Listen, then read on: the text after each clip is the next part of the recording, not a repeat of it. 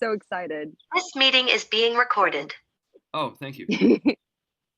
Yeah, if it's a calling, your intellect, your mind, and your ego can't stop it. Yeah. And it's kind of reminds me of Shivambu. It just like bypasses your normal routes to understand stuff, and it goes right Yeah. in. And It goes right in. yeah. And I realized yesterday that I like hit a new point because I have so much evolving on the floor around me.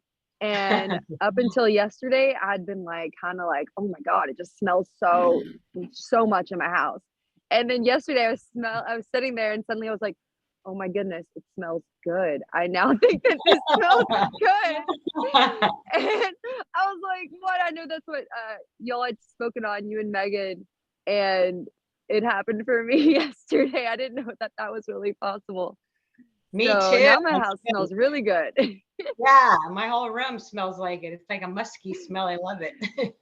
Yeah, mine's my entire house because it's stored everywhere. We probably have like 40 bottles, so I don't know. We need Wow. I want to go see your water museum. Yeah, right. and then I have crystals all around all of them. I don't know. I read that could help charge it That's and cool. evolve it faster. So we'll see. Did you Heck see yeah, that's a great Did you see the idea. video I made of? I had a 2-quart bottle jar. It was a ball jar, and inside it was underneath a copper pyramid, that one right behind me there, and then hanging down the middle was a crystal pendulum. Oh, Ah, cool. And I haven't seen that. it's sitting on a purple Nikola Tesla plate.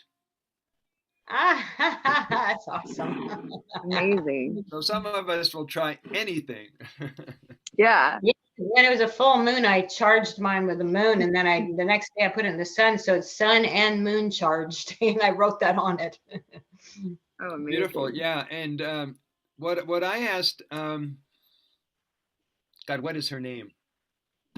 Interviewed her. I interviewed her last year. Veda. Oh, Beta Austin. Veda Austin. Yeah, I got the chance to interview her, and I said, you know, you're doing just awesome work.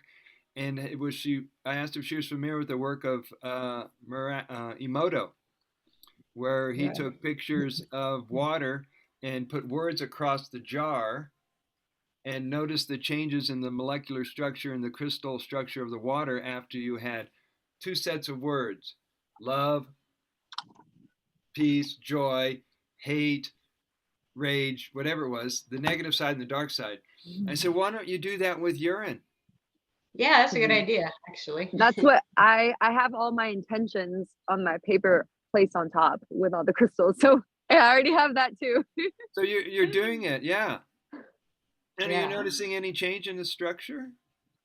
Well, I've had mine that way almost the whole time. So I don't know. I mean, it's amazing. So it works. In crystal world, that's how it goes. And in Catherine world, that's how it goes. Yeah, I think I'm going to try that. I've got 2 jars at all times that are sitting in a windowsill. So the eastern sunrise, before it gets high noon and crosses over the house, it comes in and charges those bottles. Hmm. And I'm sure we might find some more. If we contact Matt Senna and all the guys that are into energy devices, he'll have his in a red room that's near infrared and just Oh, wow. all kinds of stuff. So he puts it around infrared. Okay. I didn't think of that one. I go to infrared sauna like 3 times a week. Maybe I'll try and just experiment and see what happens if I bring it in there with me. is it far infrared or near infrared? There's different light spectrum. Okay. Huh. This one, I'm not very knowledgeable in infrared, but it's probably not the right one because it's the one that makes you sweat. Yeah, well, that's the one I was used to until I heard Matt talk about the near infrared. And a friend of mine has a 2-person redwood sauna with that in it. What's the difference? I mean, my membership is quite expensive, so I'd imagine it should be the one that's better. It's a new place. But now I need to look into it. Sure. Is that one make you sweat as well? Yeah, it takes me about 20 minutes to break a sweat. Okay. So is it better? Is it Yeah. better to have a mirror? Well, up until a year ago, I never heard of it. Yeah, me either. And so we're talking about another spectrum of light. Okay. And only the people who understand that language and those words can explain it. I'm not that guy. Okay. Yeah, I'm just not that interested in it. There's so much other stuff. It's so like I much go and I'm like, I know know. it works. I know Yeah. it works. You're in the best light source in the world, the sun. Yeah. I That's just go to get a deep sweat in because I used to run a lot. Mhm. And so it kind of for me feels almost like that feeling of running a lot without having to run a lot. And at my sauna, there's a huge TV and I can put on like a meditation or I can watch. I mean, I watched Whatever you one want. of your videos, which is how I ended up in this training because I found you Oh, on YouTube and I watched sweet. that while I was in the sauna. Yeah. cool. So yeah, and I'm sure we're gonna find out. We're gonna find out new ways to use this water and this technology because it's almost like every day somebody out in the water family goes, "Have you tried so and so and so and so?" I'm going, "No, let's try that." And it's been very humbling for me since I started, publishing books and talking. Over the years, 8 to 10 new protocols showed up that weren't even on my radar, like the handheld nebulizer. Yeah. Yeah, right. I saw that you had a pyramid over one of your Shivambu jars. And I Yes. thought that's a good idea. Yeah, it was a copper pyramid, and inside the Yeah. jar was a crystal pendulum that was my wife's. And Oh, Oh, what did it? I didn't see the pendulum. Okay. That's it. Yeah. You just happen to have one outside. That's amazing. Yeah. That's I funny. use it for meditation. It's so amazing. That's Wow. But cool. yeah. Where do you get them? I got it at this Conscious Expo, but they do have them on Amazon Prime. Okay. Is that different than Amazon regular? Oh, I don't know. I think the app is actually called that, so I don't know. Okay, I think the Free Amazon delivery. Prime, Amazon Prime is a Free different delivery. Yeah. It's a Yeah. different membership altogether. Wonderful, wonderful. Well, let's do a communion and get our class. Okay. If nobody shows up, it's all ours. Whew. What a ride. I tell you, this journey with the Shivambu will never be boring for you guys. That's true. That's great. Yeah. The quality and the remarkability of the souls that are going to be coming into your life will be just so breath-giving and humbling. You're going, I'm on the right path. I did it right. Yeah. So, Crystal, would you like to share a prayer or make up one for our communion? Sure. Just take a breath and let it come through.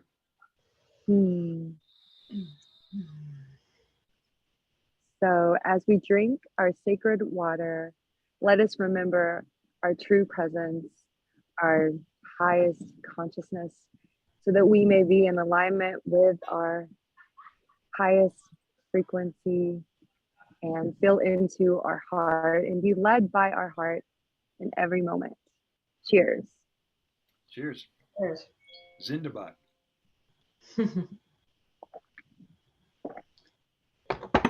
You know what Zindabad means now, right? I forgot. Let me write it down. Zindabad. Zindabad, let me spell it. It means long live. Like if you say Zindabad. Oh, yeah, that's right. Zindabad, the king. Zindabad the king. Zindabad. I don't know if that's the perfect spelling, but you get the idea. Oh, I was going to say one thing that I noticed with looping, since I started looping the day after I tried my Shivambu and I've never stopped. I realized that I needed to actually drink water too. And I was only looping. Yeah. And maybe since I spent a lot of time outside and I'm doing like breath work and Kundalini yoga, I think I was getting a little, just, Loopy? I would get more brain foggy. So once I started to drink more water with it, I still was drinking all my Shivambu, but that seems to have really helped with that. And I was getting more, I start to get really kind of tired in the afternoon.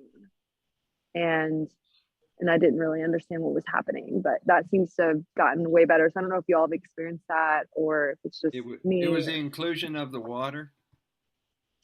I was only drinking my Shivambu, like no water. I would literally wake up and only have that. And now I wake up and I drink water first, and then I drink my Shivambu, and then I'm kind of mixing in water as well. Okay. Is this like So 24 hours Shivambu? Or oh, it's fresh. it's fresh, and I will use some drops if of evolved. And then I'm also doing an enema with it every day too. But I was just getting a little tired and kind of like brain foggy. And so I think I was experiencing some dehydration. So Okay. Well, you found a remedy. yeah, it was really easy actually. The other thing you can do is get out your evolving Orin. Yeah. This is my 3-year-old superstar, and either put a Here's whole dropper mine. full, either put a whole dropper full under your tongue, or snort it up your nose. You know, put some on your temples, put some on your synagogues, put some on your mosques, just wherever you can, and see if that doesn't help. Okay, cool. Yeah, I don't have a 3-year-old. I wish one day. I'm like, I would be willing to pay some money if somebody wants to sell me their 3-year-old.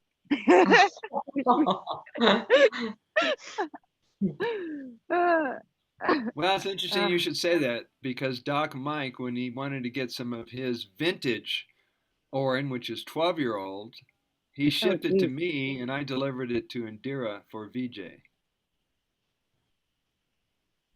And wow. I'm not gonna, I don't want to part with mine. I know. I was like, if I had, I don't think I could sell it. But I'd buy some. Somebody has some. Yeah. Well, I've got some in the bathroom. I think it's a year old. I want to buy like some 5-year-old. I think we got a whole new home-based business going on here. There was some guy in California who says, "Do you think I could ship urine to people? I could bottle it and ship it to people?" I said, "Well, the people in India, they bottle cow urine, they call it gamucha, and they ship it worldwide. But you're going to have to get a lot of people together." Wow, gamucha, huh? How's he going to keep up demand? I mean, it's called gamutra, and that's their name for cow urine. So before we get into class, I'm going to ask you guys some questions. What would you say, and anybody can answer this, what would you say is the advantage of drinking up the nose, which that could be either sniffing, snorting, however you get up your nose, versus orally through the mouth? What would the advantage be?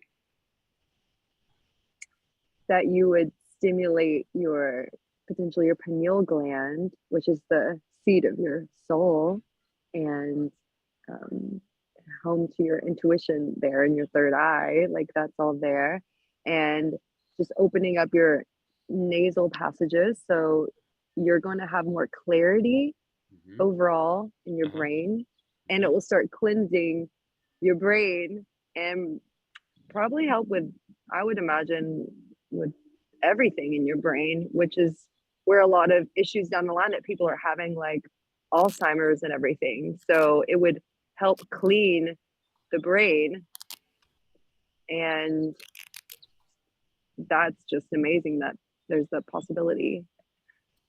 And it gives a whole new meaning to the word brainwashing. Yeah. So think about it. What goes in the mouth goes straight down the esophagus, down that way. What goes in the nose goes up higher, up through here. And you can't get up to here by drinking down to there. You can, but When I drink through the nose, it doesn't feel like it's going up there. It feels like it's just going through my sinuses and down. Yes. I'm not feeling it. I'm not feeling it go up here unless I snort it. Yeah, well, that's the idea. You want to get into the higher cavities in the portals. But you're talking about drinking it, absolutely. You can either, boom, use but drinking it doesn't do that, does it? Drinking in the nose. Oh, drinking down the throat? No. No, drinking through the nose doesn't really go up there. It feels like it's just like a neti pot. A neti pot goes through here and then down the. And Right. so from my experience, it's like clearing up a lot of my allergies. So like my allergies were all throat and sinus. And so now I'm feeling like totally much more clear drinking it through the nose. Okay, I suggest you go to Google and look at a picture of a skull and a brain. You'll see that there are two passageways. There's one that goes straight down, and then there's another one behind whatever this bone is right here that goes behind the nose and down the throat. So as it's up here, it's going to cross into the blood-brain barrier, which is this thin membrane, and that way the nutrients are able to get into the brain and all the different cavities of the brain and the skull. And that's just with drinking, not snorting. However you get it up here, if you drink it and can get it in that area, or if you can snort it or snort up on a cotton ball, you're going to reach the higher sinuses and you're going to get into the pineal gland and the higher regions of the brain. Okay, well, that's what I want to do. So, yep. So get busy snorting or whatever you have to do. We're going to go into protocols today. We're going to see how we come up with these protocol suggestions. Because when people contact you, they'll say, well, I have constipation, or I have a heart condition, or I have arthritis, or I have whatever their condition is. And after doing this enough times and your intuition kicks in, you'll see, okay, I would recommend oral, I would recommend enemas, I'd recommend fasting. And it's laid out in my book, so you get what's called the general treatment suggestions. And these are different than doctor recommended diagnoses and prescriptions. Right. We're not in that world. We ain't going there. But as natural healing facilitators, by the way, you're not healers, so I hope you didn't get sucked into that idea. You're a healing facilitator to help the individual to find their balance. So we teach them that you're responsible, you have intuition, and you can do this. So we're going to talk about that today. Okay. Any questions? Any new discoveries from Tuesday?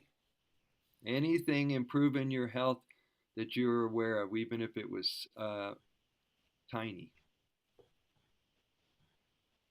Well, I seem to, my digestion seems to be getting, like it's going through quicker, which is good. Yeah. Good. Bowel function good? Yeah, that's what I'm talking about. Yeah. So drinking all of it in the morning is really like, yeah, it's just setting me off to really clean out, I think. Good. Energy Yeah, good? no, that's good. I think I'm clearing out the bacteria, fungus, whatever's in there that's been causing all the issues all this time. Good. And if you notice any change in your energy or sleeping patterns or sense of humor? Energy, definitely. Although I'm like Crystal, I'm getting a lull in the afternoon where I just want to sleep. But I think that's a good thing because I wasn't getting that before. Well, yeah. I'm a guy I was raised in El Paso, Texas. And so there was a big influence of the Hispanic community on my life. And one of the things they did, one of the things they did every day was the siesta. Mm-hmm.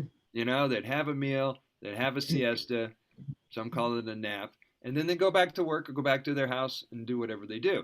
Well, I got in the habit of doing that so that between clients and between things throughout the day, my energy would not be skyrocketing up the top and I would crash and burn at the end of the day. So I'm taking 15-minute meditations between clients so I can get recentered and rebalanced before I go on to the next part of the day. Yeah, that makes sense. So yeah, play with that and see if maybe that's what your body's trying to tell you. And we're so programmed to be human doings. I know. We forgot what it's like to just like be be ourselves, be in nature, be with somebody without, doing something, even if it's juggling words around. So who's got a book with them? I did have a question. I don't know if we're going to be touching more on diet later, We can do but it now. since I'm new to being fruitarian, I would say like 90% fruitarian. I guess what's come up now is also the negatives of that, the potential consequences that I wasn't aware of until I started to see them out there. And I do know it's a little different because we're practicing Shavambu with it. So it's not like just what they're doing. But Right. since you've been on that lifestyle for 3 years, I was wondering if you've encountered any issues with your teeth that I've heard that um so, and I don't know, there was quite a few things. There's like support groups for if people who did that lifestyle and had all these issues after. And I was like, what? Because I was trying to join like the fruitarian groups on Facebook because that's the only social media I use, just the group aspect on Facebook. And then that popped up, and then a YouTube video popped up, and I would like to go ahead and transmute the fear that's coming up in me because I'm uncertain and I'm new to something. So I'd rather just speak about it and hear from your actual perspective since you've been doing it for 3 years. Yes, but I've been doing raw food since '77, so I've got that behind Okay. me. Okay. So your teeth are great, right? I can't really see, but I hope so.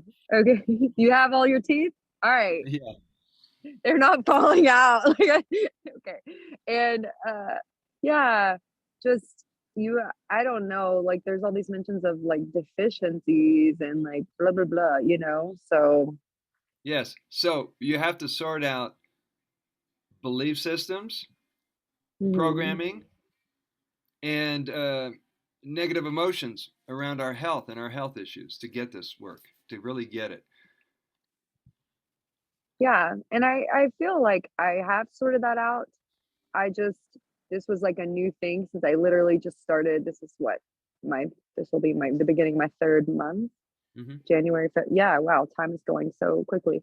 Uh, yeah. So, and my background, it was programmed pretty hard, and I got out of that. So I can easily get out of any program. I feel very great about that. So Yeah. yeah, So getting but to I like my understand, teeth. That was the thing. I was like, all right, maybe you want to keep them. my grandfather's a dentist. Yeah, so I kind of like, all right, and then yeah, but whatever. You got great They looking seem teeth. Keep them. So you're going to look so. at your belief systems. You're going to look at what ideas you inherited from your family and from your friends. You're going to look at how positive a life stream, a life force you have. And the hardest challenge we have on this journey is to navigate through our minds. Your mind is a tool. It's either going to work for you or against you. It depends on how well you use that tool. Does that make sense? Okay. Yeah. So have you encountered any of these people in the community who were having issues with their fruitarian diet and they were maybe doing something wrong and then like Oh, they were eating? So can you go over some things that maybe not to do? yes. Oh, by the way, there is a large percentage of fruitarians and raw foodists that secretly eat junk food but don't admit it. Oh, okay. You got to probe Okay. into their lifestyle a bit to find out if they're telling you the whole picture because it looks great on the Oh, screen. yeah. Junk food Well, meaning what? Chips and cookies and what's junk food? Well, anything that's not raw. Oh, okay, okay, yeah. And what happens is that we still have a psychological need for comfort food, I know. That's the connection problem. food, love to replace the love that we're missing. So unconsciously, we hmm. go for that ice cream, or we go for that pizza, or we go for whatever it is, because we still have a pain that needs to be soothed. So psychologically, that's why people eat and binge and get off their diet, and then they feel guilty, and then they have to start all over again. So if you can Oh, catch that wow. ahead of time, make a difference. Is there more to the question, Crystal? Because I could go for a while on that one. Um, just I didn't know if there is any certain rules with the diet that you go by. Like I'm just, whatever is at the grocery store and is ripe, I'm just eating. I'm not weighing my food. I'm just eating till I'm full, and I'm not, I don't know. I'm just kind of doing it. So I'm doing more eating this, not like a fruit cocked salad. I'm doing trying to more mono meals, but Yeah. then maybe I'll have like two mangoes and then I'll be like, oh, I'm not full. And then there's no more ripe mangoes. So I'm like, okay, bananas, and then just whatever I have. Yeah. So I don't know. Yeah. Try looking at fruit as your reward. As I my did. reward. I did really good. You did really good today. You accomplished the things you're going to accomplish today, and to treat yourself, reward yourself, you're going to have some fruit. That's an interesting way. I don't know if I'd want to have food as a reward though, Okay. Yeah. I mean, it's whatever personally. whatever You association know, you. okay. Because then I don't know. I don't know if I personally want that association. Okay. Try. I don't really have issues with food, luckily. Like I don't really have a desire to eat junk food. Uh, um, yeah, I had a lot of health issues for so long that required such a strict diet, supposedly, even though that diet never did anything to help me. The whole anti-candida diet, which was a joke, and I did that for strict. I had literally no fruit, no sugar, like no Me nothing too. for over 2 years. And that's Yeah. when I Yep. realized, oh wait, candida is not the issue. It's actually there to help me. It is there for me, and I'm trying to fight part of myself. Like us saying we want to eradicate candida, that is part of me. Like I no. learned that too. Yeah. And it's, yeah, like the more that what we persist or what we resist is going to persist. So it was almost like I was just fighting myself and trying to starve it, and then it was like became like this weird mental thing where it was like my thoughts were all about food. It was like, can't have this, can't go do this. It was just crazy. Yep. So that, yeah, like now that that's passed, I don't really have any, like, I don't know, that was really freeing for me, but I don't know if I want to associate food as a reward. I guess I Okay. just want to associate food. I don't know. Okay. I'll Try get this. back to you. Try this, and you've already I'll you've get back already to you. you've already mentioned this to the rest of the class here. Eating is optional. Yeah, that is true. So when you get that concept down and you integrate it, then you're eating for pleasure. Okay. You're not eating. Okay. You're not. See, it's a whole nother mindset when you're not eating because you feel you have to get certain Have to eat. nutrients in your body, Yeah. or there's Okay. something I lacking. get it. It's a whole mindset that we're broken, something's wrong, we got to fix ourselves. No, I'm going Yeah. to eat because I just feel like a honey mango right now. I That's been like, my whole okay, that mindset. one clicks for me. Yeah. You got My that, whole I Kathy? mean, there's mindset has people been, I who have, live off just breath. I'm So, sorry. I'm sorry. oh, no, I was just saying people live off just breath. So it's pretty amazing. That's right. Yeah, and there's fruitarians that do 100-mile marathons and they have like 5 pounds of bananas. I mean, a lot of it, if not most of it, has to do with our Oh, for sure. what's up there. Yeah. So how do we shift that, do you think? Because I'm really working on shifting that mindset that I need to fix something. I'm broken. I need to fix it. Take a breath. Take a breath. Yeah, a bunch of those. I need a lot of So those. I sent you that vital mind reset that I did, and I used that. That was amazing. I mean, I think for me it started with awareness. First, I don't identify my symptoms as being something wrong. I identify them as healing and how grateful I am for them and trusting my body. Yeah, So that's one of the first things I say when I wake up is that I'm in full trust.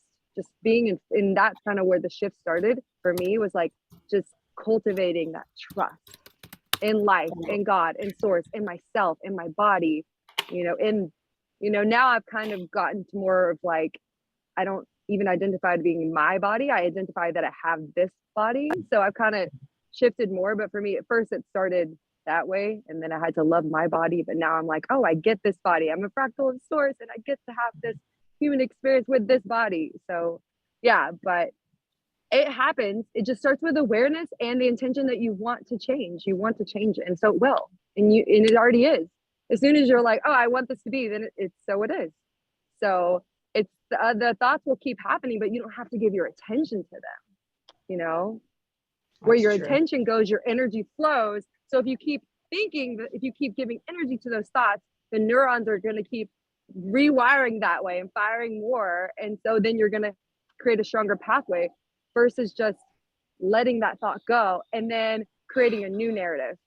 You program what you want now, because then we're all programs. Like, let's be clear, it's all a program. So what programs do you want to live in this life? It's what I'm realizing is that knowing all that is great, but putting it into practice is another thing. So I cognitively know that what you're saying, but putting it into practice and it becoming my reality is what's not. There's a disconnect there somewhere. Okay, how long have you been trying? Good point. Well, it depends on trying what you're talking about. I've been on a search for healing, probably 30. I mean, I was a drug addict in my 20s. So I've been on a search for healing since then. So you've been on a search for healing now. Pardon me? Yeah. So, but then now you realize that you don't need any healing. That's when it stops, when you realize that nothing needs to be healed. You're right. Yes. So yeah. When did that click? When that clicked, I mean, it took me about 2 years to really let go of, not like where I would still get the thoughts occasionally, about 2 years. So that's about how long cognitive behavioral therapy takes too. And I think it's just like, yeah, I think I was put back this past year once I had this thing come up with. But healings are, it's not linear though. So you really weren't put back because it's not a linear path. That's the thing. It's not like I'm just only going up. Yeah, it's actually been probably what's been the biggest awakening for me. Exactly. Yeah. So what's going on? And yet I'm still at that place where I'm going, okay, how do I trust? Like you said, trust is the biggest key, I think, for me. Having faith and trusting. Well, you're doing it. You're here. You showed up. You're already doing it, and you're new, and we're all new. We're all awakening. We none of us have it down. We're evolutionaries for sure. Yeah. We keep evolving. So, Catherine and everybody here, let's give you some 4 major power statements that you can change this experience you're having. Vegan for how long, you said? What's the question? I'm going to give you 4 power statements. You got a pen? Catherine, you froze. Froze on me. I didn't hear you. Okay, you got a pen? She froze again. I've got a pen. Okay, write down these 4 statements. I'm going to explain how they work, how powerful they are, and how to transform your life any second. And if you get these down, then your job is to teach the next generation. Number 1, up until now, these are incomplete sentences. They're known as sentence stems. Draw a line to the right of the last word. Up until now. Okay. For example, you're gonna finish the sentence with what you've been dealing with up until now. Up until now, it was difficult for me to be a fruitarian. Up until now, it was difficult for me to change my belief systems. Up until now, it was difficult for me to give a talk in front of 1,500 people. Whatever your challenge was, that took place up until this moment. Oh, okay. Up until now, it was difficult for me to have faith and trust. Yeah, so keep the sentence stem so you can try this with other things from up until now. Number 2, you girls got that? Michelle? All right, number 2. I am open to the possibility of, draw a line to the right of the last word. I'm open to the possibility of healing everything today. I'm open to the possibility of knowing things I didn't know before. I'm open to the possibility of manifesting my heart's desires, whatever it is. All right. Number 3, I choose to know. Draw a line to the right of the last word. Every time you say, I don't know this and I don't know that and I don't know blah, blah, blah, you're telling the universe that you are not ready to know. And it's going to hold back that wisdom until you say, I choose to know. And then the knowingness drops in as if it came out of nowhere. And this is how you get to know things that your mind, your intellect can't wrap itself around. Well, that would be the same thing as I'm searching for answers, right? You can search for answers, or you can just tell the universe, now, show me now what I need to know in this situation. I choose to know now. Yeah. Okay. Okay, so those are the three of the power statements that I teach. Take a breath. So up until now, Catherine, what was your challenge? Up until now, I didn't believe or trust in myself. Okay, now say it in the now moment. What are you I open now to? believe. I now believe and trust in myself. Okay, at so all times. you're open to the possibility of knowing and trusting yourself at all times. Yes, I am open to that possibility. Yes. When you say, I am open to the possibility, this is when miracles happen. This is when the angels step in. This is when the windows of everything, it just is revealed to you, because we're blocking our light, our good, our understanding all the time. And we don't have to do that. I know. It's the same with any area of your life, since it's all connected. Any questions? Today's mantra is, I'm okay. Just the way I am. Just the way I am. The other one, which complements that, is thank you. Thank you, universe. Thank you for my health. Thank you for my friends. Thank you for my work. Thank you for my house. Thank you for my dog. Thank you for a sense of humor, whatever it is. That'll fill you up with things to be grateful for. When you practice gratitude, the universe loves to give you more to be grateful for. And when you're down on the floor, bowing before your altar, you get used to having scratched up knees like I do. And bowing so much and go, God, I got knee burns. I wasn't having sex, but I got knee burns from Michelle. Michelle, how's your journey been for the last 2 days? Unmute yourself. I'm gonna get some water. Okay. Yeah, I've been enjoying feeling stronger, because obviously I did the fast and just gradually just been coming back into myself, and I haven't felt this well for a good while. Last year was just very intense, and I got really out of balance, and very, very gradually over time. Yes. And all of a sudden, I felt quite dark, and this last month has been really intense, and I feel the light coming in. I feel my eyes. It's great. I did the eye soak. I got 2 little. Hang on. I got my eye bean bag, and then put it in a plastic bag, and then I got these eye. Was it Michelle who said she had a new protocol? I think I saw that email today, and I was going to reply, but didn't quite have time. I didn't have a new protocol.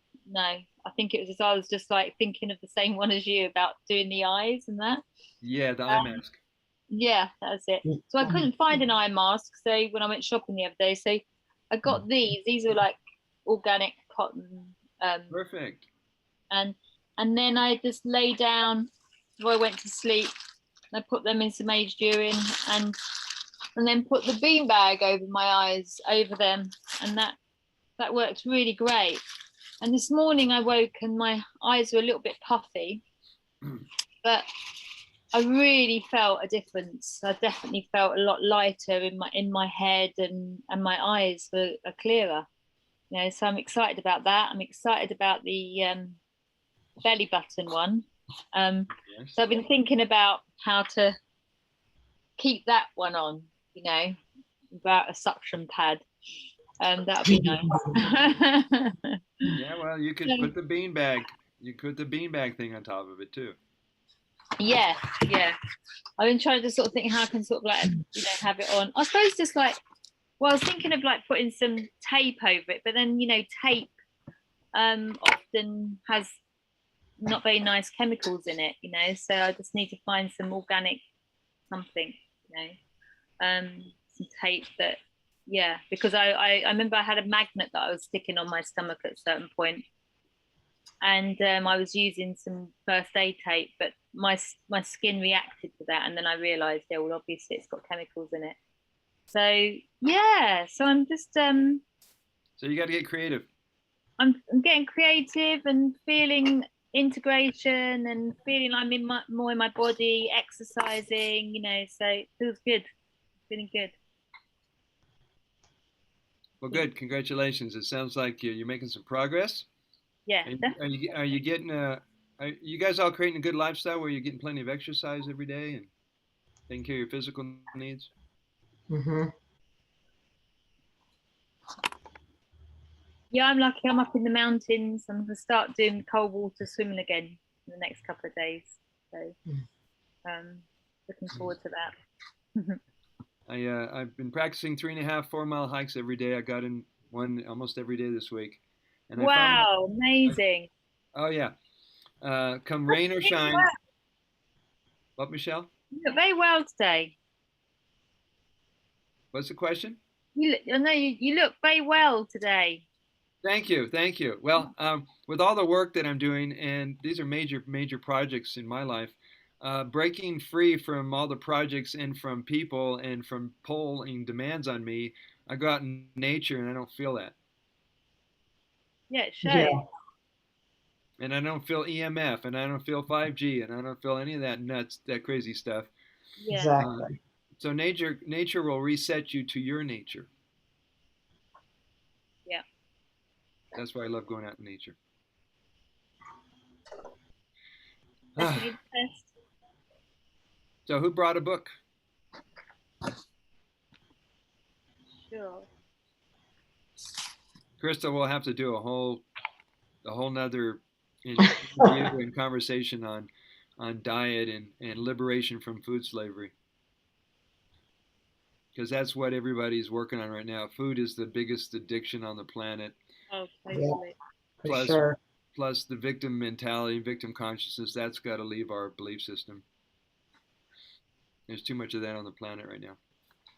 Okay, who got a book? Or PDF? What you got? PDF. PDF works. We're going to start on page 140, which is chapter 8.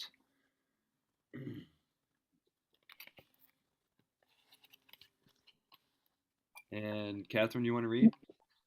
Well, I don't have the PDF or the book. I would read. I'd be your book- happy to read. All right, so your book will arrive any day now. Sorry. All right, here we go. Offering suggestions without prescribing or diagnosing. You got to understand, we're either walking a really thin line here, or we're really clear what side of the line we're on. We're not doctors. We're not medical personnel. We didn't go through their schooling. We haven't been programmed and brainwashed by their thinking. And so you got to make sure you're not representing yourself like you're a doctor, and you can't diagnose and you can't prescribe. So you guys know all that stuff. That's a disclaimer that some people in this work will tell people when they start asking questions that are on the edge. It could go one way or the other. So just be really clear on how you describe this to people. You and a client can only succeed when you are of service, when you guide, mentor, and are not a personality, ego, or identity who is seeking praise or has an attachment to the outcome. Urine therapy teachers never make promises of healing with a client. Did you get that? Mm-hmm. Will it heal this? Will it heal that? Will it heal that? Your best answer is, I don't know, but when I drink my urine, I feel better. Mm-hmm. Or you can use a third party testimonial. When Michelle started putting urine therapy all over her face and she used urine, her skin and her complexion cleared up. Now she's radiant and beautiful. That's you, Michelle. So just, be careful how you explain this to people. One of the most interesting pieces of information on urine that I came across was the fact that the amniotic fluid that surrounds human infants in the womb is primarily urine. The infant breathes in urine-filled amniotic fluid continually. Without this fluid, the lungs don't develop. Doctors believe that the softness of a baby's skin and the ability of in utero infants to heal quickly without scarring after pre-birth surgery is due to the therapeutic properties of urine-filled amniotic fluid. UT works for some and not for everyone. I don't know if that question ever comes up to your mind, but here's why. Healing is more complex, and this will also explain the fruitarian thing that some of you are struggling with.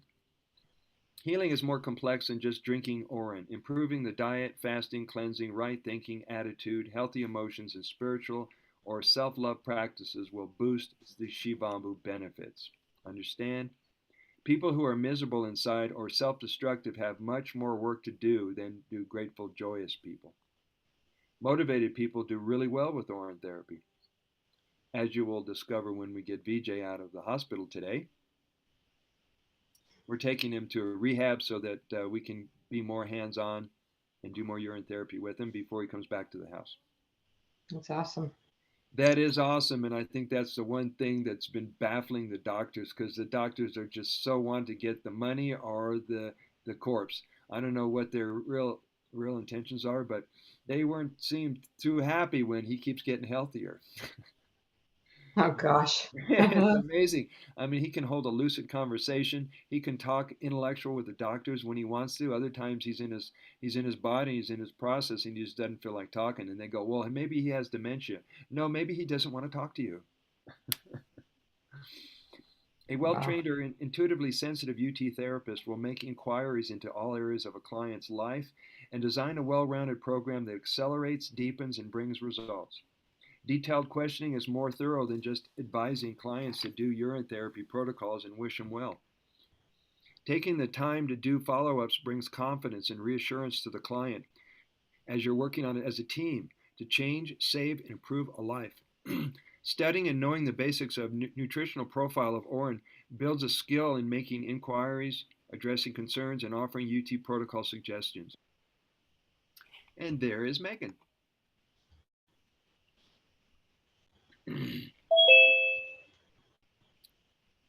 Welcome back, Miss Megan McDonald.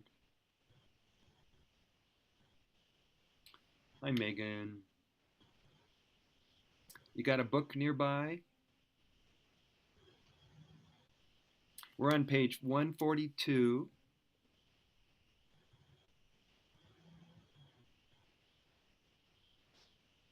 And I'll continue reading. We're at the part of the third paragraph that says, for example. Thank you.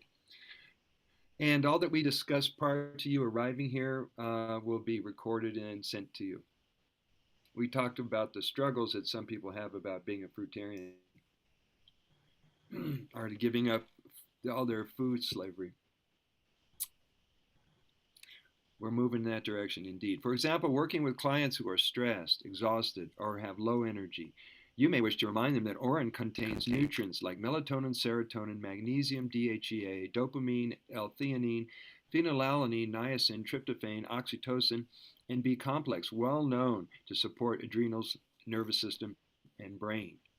Knowing this about urine, of course, is optional and doesn't affect the outcome or benefits of AUT for a client.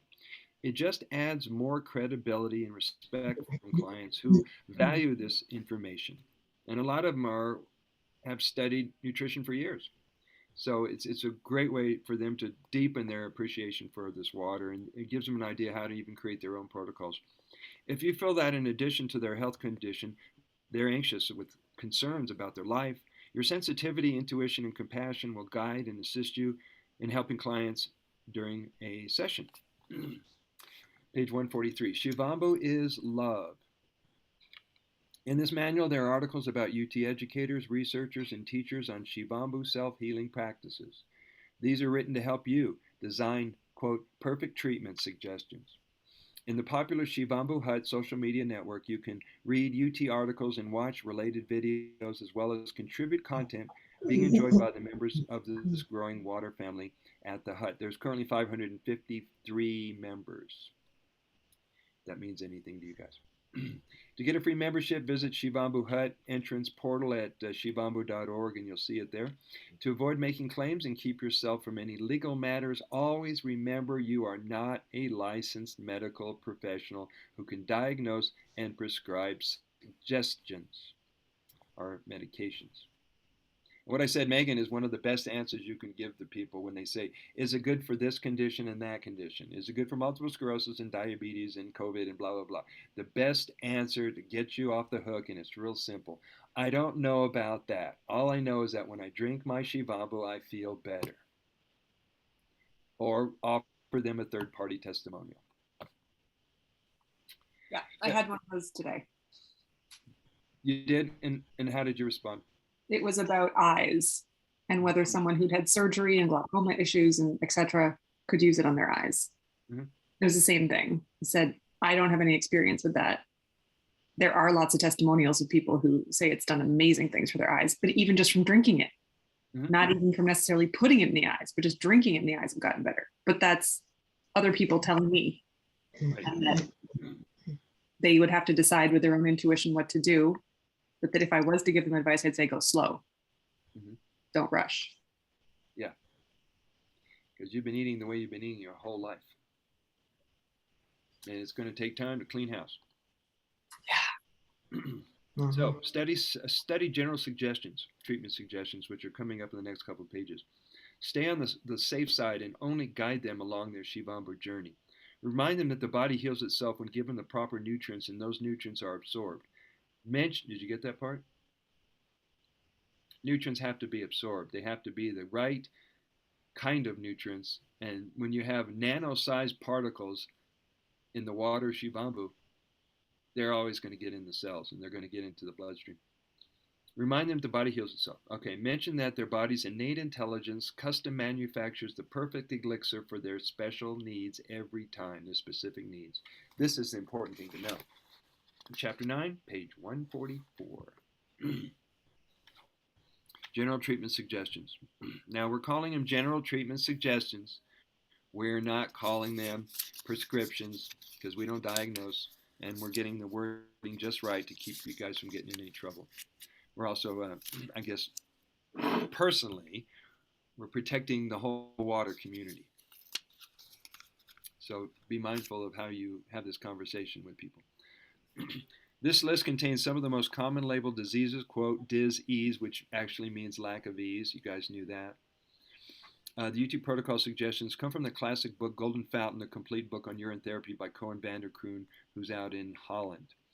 The beneficial effects of practicing urine therapy may vary according to a client's diet, lifestyle, state of mind, and way of being, as well as their commitment. Benefits will range from some relief to total healing, and in general, one must realize that healing is always dependent upon many cofactors. In the chapter of this manual, you will find the precise methods in detail. As was mentioned in the discussion in the Whole Body Mind Healing chapter, all 4 pillars of health must be in balance to achieve optimum health. No shortcuts, guys. I know everybody in America wants a shortcut. Or England or Australia or Puerto Rico, wherever you guys live. These areas include mental, emotional, physical, and self-love or spiritual. I oftentimes change the word spiritual if I'm talking to some folks who have a charge on those words. They go, oh, that new age bullshit. So I'll call it well-being practices, self-nurturing, whatever. You guys will come up with the right terms every time. There are no strict guidelines or rules for UT. Starting from a general basic treatment, everyone must find the application of UT which is most appropriate for their needs and which other types of treatments should be combined with UT for the best results. Generally, in cases of chronic or serious diseases, it's useful to do an Urine fast with distilled water, foot soaks, navel soaks, Urine enemas, and have regular Urine massages, whether they're given by you or someone else. It really doesn't matter.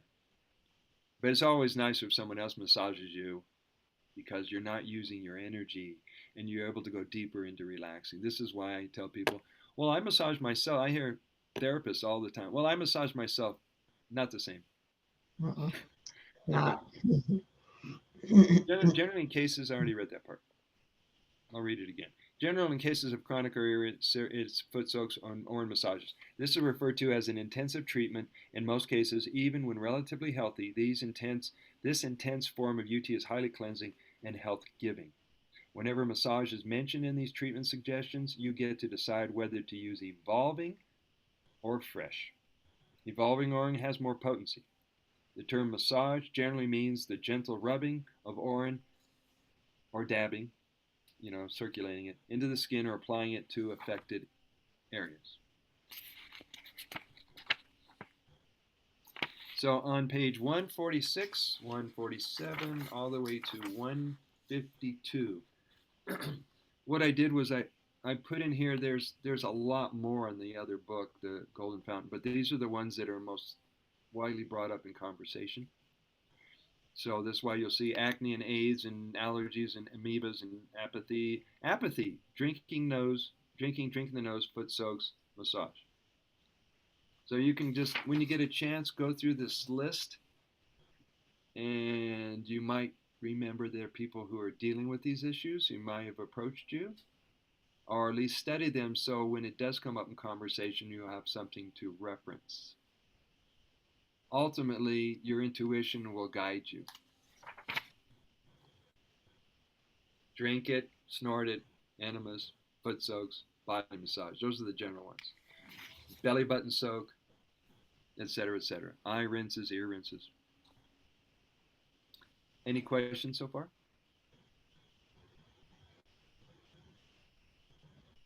All right, page 153, chapter 10. Oh, number 11, chapter 11 is going to be fun. So we'll take a break at noon today, which is in about 25 minutes. Designing UT protocols and wellness practices for a client to bring radiant health. Making inquiries or probing into the lives of a client determines the direction of the session. This information compiled from the discussion helps in designing general treatment suggestions and a program that includes all aspects of well-being. Inquiry helps you understand a holistic approach or overview of their life, as well as building protocols, practices, and a program that brings the results they came to you to achieve.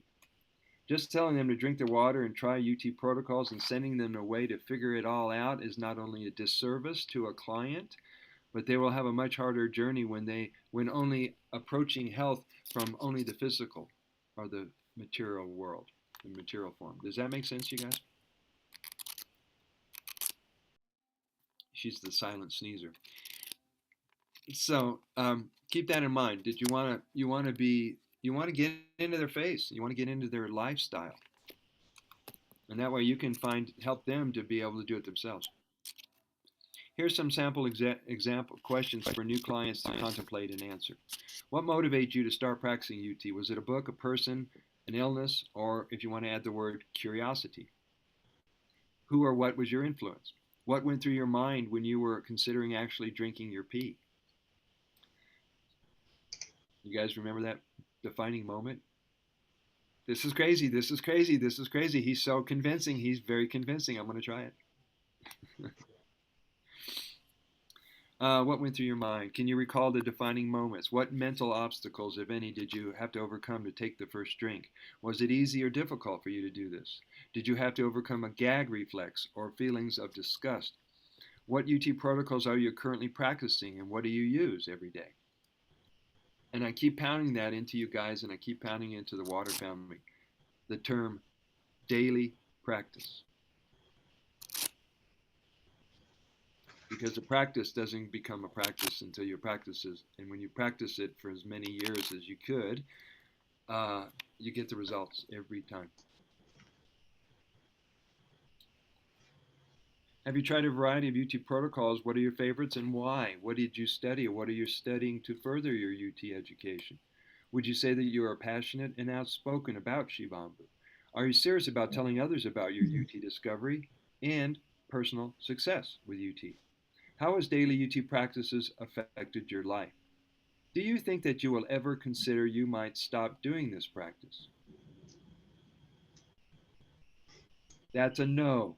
I could see Crystal behind her icon saying no. All right. What are these called? An avatar? That was your avatar, Crystal. Can you explain the transition that people go through in order to get the most from practicing UT? For example, food choices, lifestyle, mental changes, or beliefs about oneself. What advice would you give to newbies about taking the most important first sip?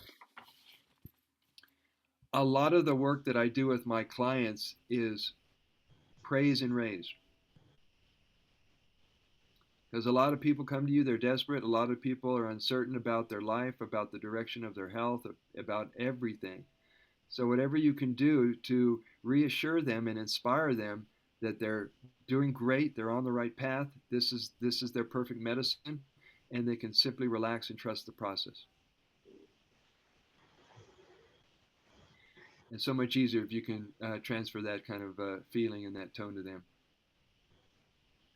And it's going to come second nature to you if it isn't already.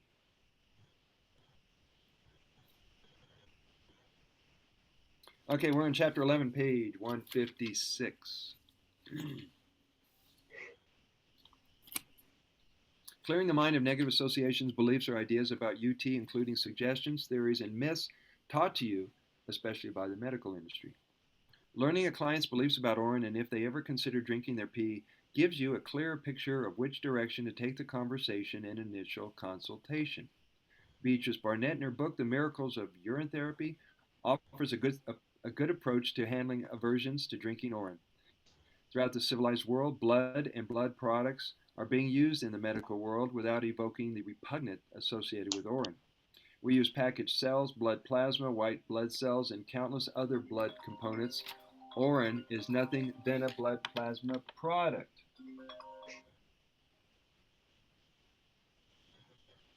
All right, that was a client trying to get a massage. Babies are being breastfed, and we easily accept this along with the common practice of eating dairy products. Yet we can't imagine drinking Orin. Fresh Orin contains the same substances as those found in the blood. If you think about it, Orin is ultra-filtered blood plasma water. Have you got that part yet? You're drinking golden blood plasma water that some people in another paradigm call it urine. So we're operating on the same liquid, but two different frames of reference or context to hold that understanding of the water. So at times it feels like we're in another world. Don't they get this yet? Crystal got it. That was great. Pee is part of the blood just minutes before and flowed everywhere through your body, possibly through your tongue. Since Orin is not poisonous or disgusting while in the body, why do people consider it so repulsive as piss? Overcoming objections in a sensitive, compassionate manner is crucial to succeeding with UT session. Anyone who criticizes or challenges you about Orin therapy, whether someone in person or someone who calls you in on a radio show while you are being interviewed, I had a lot of these guys, known as a heckler or a troll, is someone who never did their research and is repeating what they have been taught about Orin. Which is why it's fun to talk to a doubting Thomas about their misunderstanding about urine therapy, because they didn't do the research and they got no strong argument. So when people come up to you and they say, well, urine is blah, blah, blah, blah, I say, well, where did you get that idea from? Most people just repeat stuff. They don't think it through. So get used to your responses, because you're going to get better and better at that.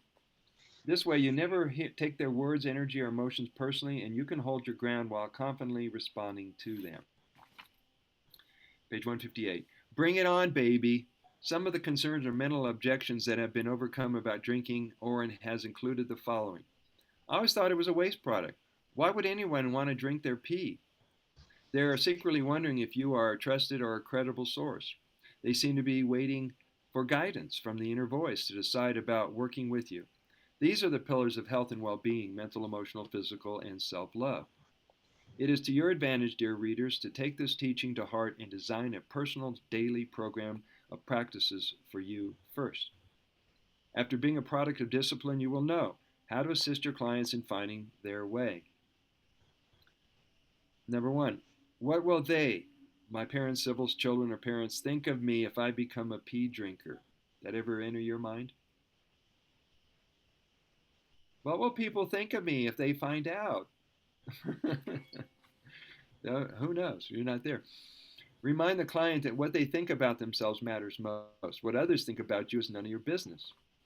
Your work will include acknowledging and giving them recognition, empowering them, and reminding them the truth about themselves. I'm going to feel embarrassed and think others are criticizing me. Once again, give client reassurance that they're okay just the way they are.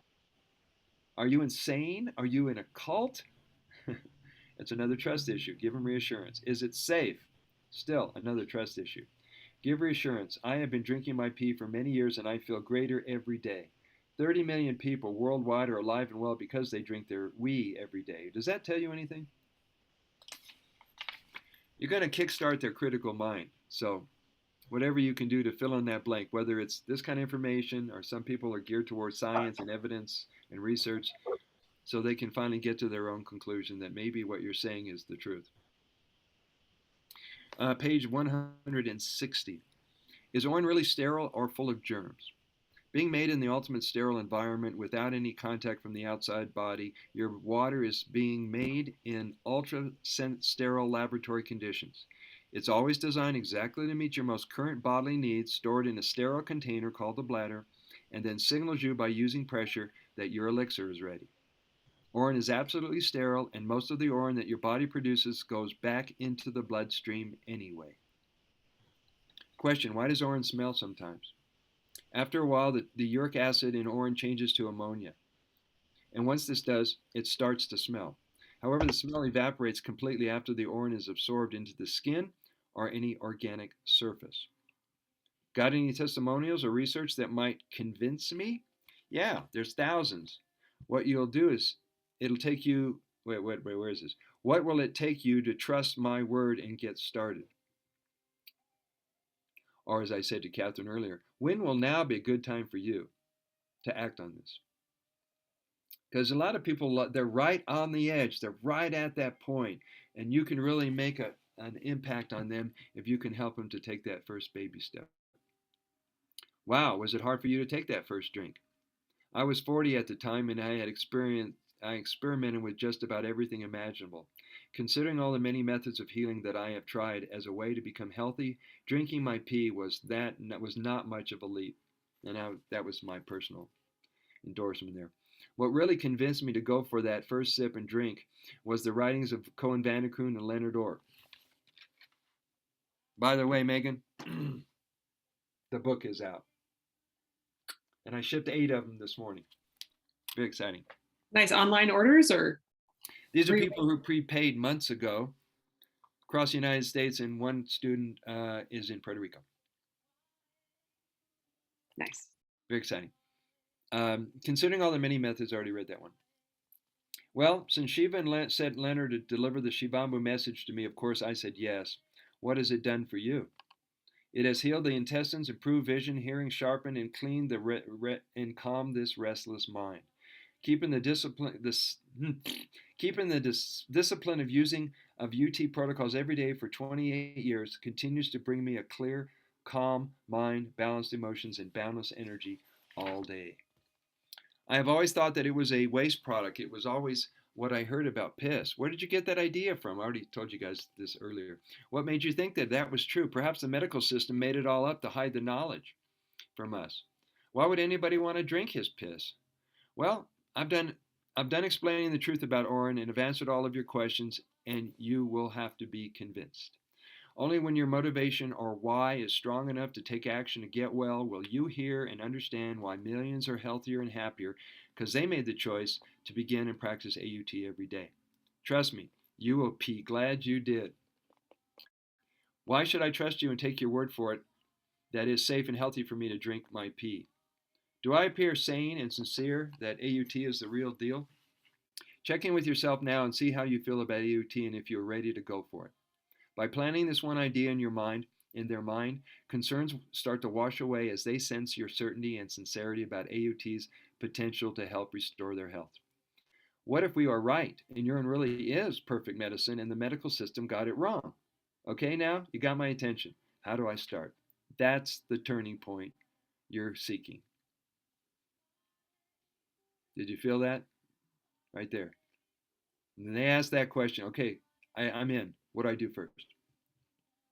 And then you can baby step them, or if they're ready to go for a gulp, the big gulp. If not, you baby step them by tasting it, dropping in their mouth, and slowly getting to a point where they feel safe and comfortable enough where they do ounces and move toward looping and fasting and on it goes.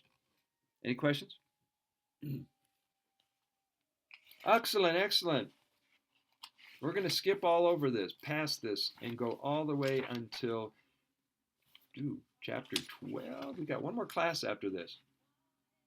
Let's go to page 173. I don't know. I built up such a thirst talking to you guys about this subject. All right, chapter 13, preparing for a UT session. How a teacher prepares for a UT session is just as important for the teacher as it is for the client. With the general understanding of Urine Therapy from studying the manual and other UT resources, personal experience in teaching AUT, you are already an AUT teacher.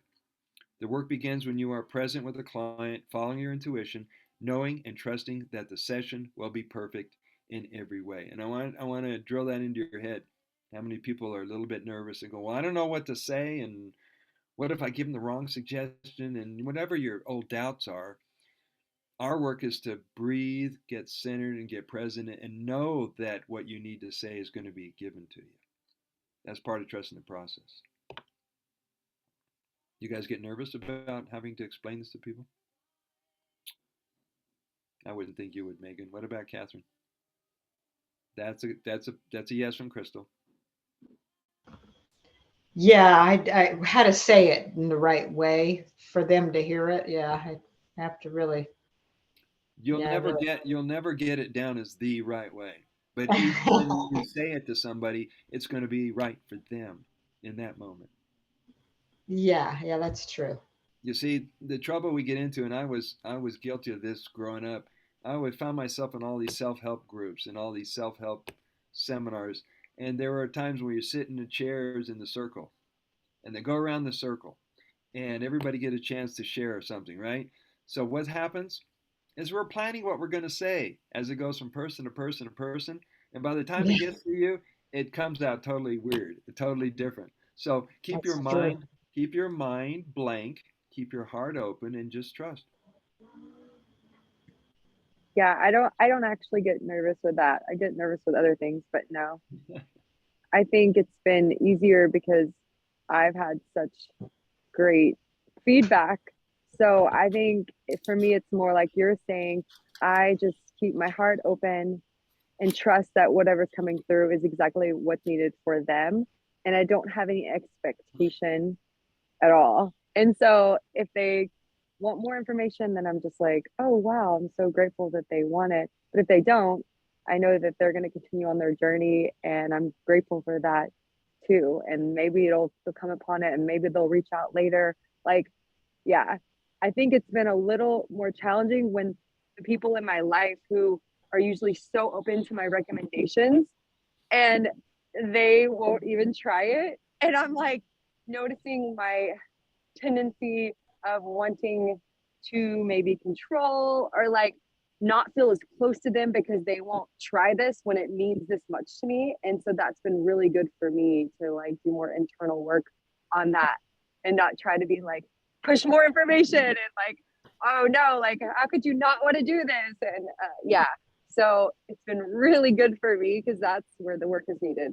and for me, it's my little bit control issues with that. Well, and I told you that the autistic young man I'm working with, the parents okayed that I could try the urine therapy with him. But now that, when I asked her if she's gotten any urine, she hasn't. So I asked her if I could, I could try to get it myself by just giving him a jar. So I tried that yesterday. I said, okay, and I tried to explain to him, and I don't know if he's listening or not. But I'm like, your mom said it was okay if I try this new therapy with you called urine therapy. So I need you to pee in this jar. And he's going like this. He's pointing to the jar. I'm like, yes, you're going to pee in the jar. And so I give it to him and I send him into the bathroom. I said, okay, go into the bathroom, pee in the jar.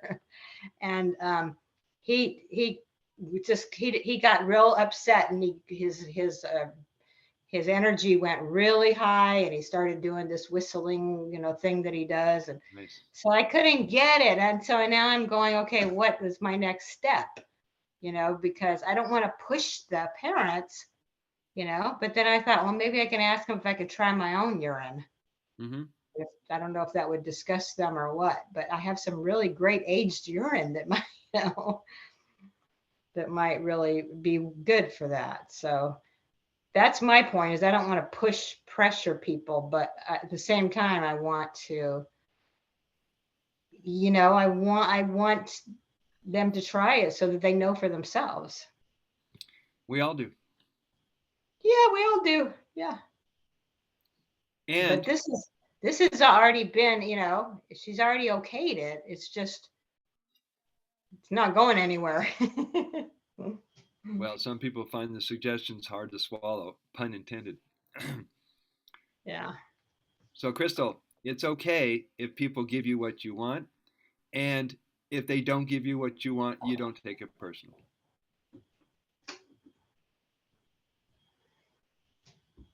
That in itself is a self-improvement course right there, is to be able to know what you want, ask for what you want, and receive it the way you asked it, and how to be okay if it doesn't play out that way.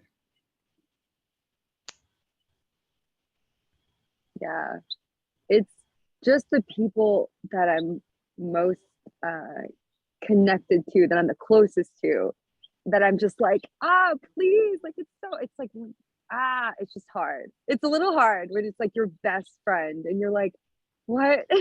But you will always buy any supplement I've ever recommended, or you'll always, and then I'm just like, oh wait, they're not ready. They're not ready. And so I have to trust that they know their journey, and I don't know what's best for anyone. Everyone knows what's best for them. They know. And so, but that's just my little ego kicking in. Yeah. So. Yes.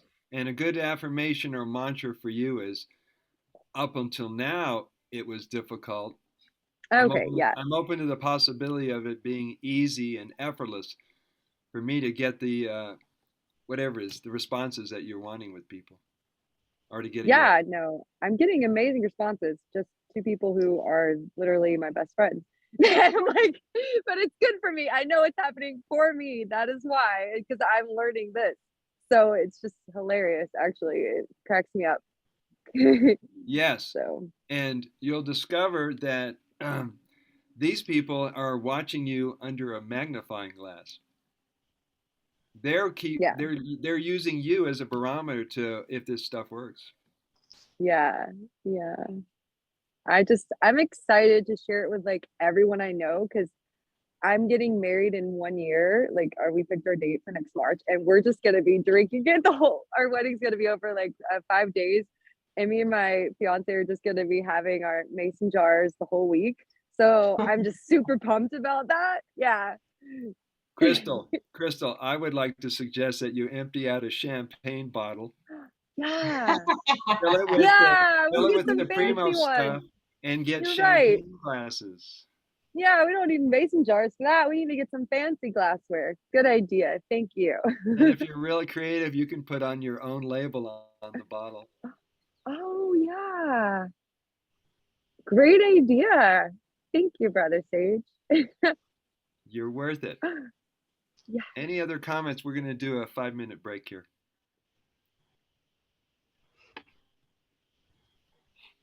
All right, guys. hour. Let's This meeting is being recorded. Really? You have to say that? Okay. All right, we're going to do that, and then looking into a session. And we might skip that. Shubhamba's into medicine. Okay, let's just keep reading. Chapter 13, page 173. How a teacher prepares for a UT session is just as important as a teacher is for the client. When the general understanding of Urine Therapy from studying this manual and other research, I already read that. In this chapter, we explore the use of breath, meditation, centering, and trusting one's inner knowing or guidance before page 174, starting a session with the client.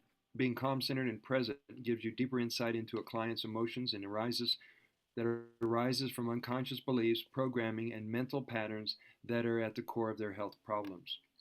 All names and labels of what the medical system calls disease or illness is based on a diagnosis or theory, which comes from their medical education and is merely a suggestion. Did you hear that? Don Miguel Ruiz wrote the book, The Four Agreements. Anybody read that? Mm-hmm.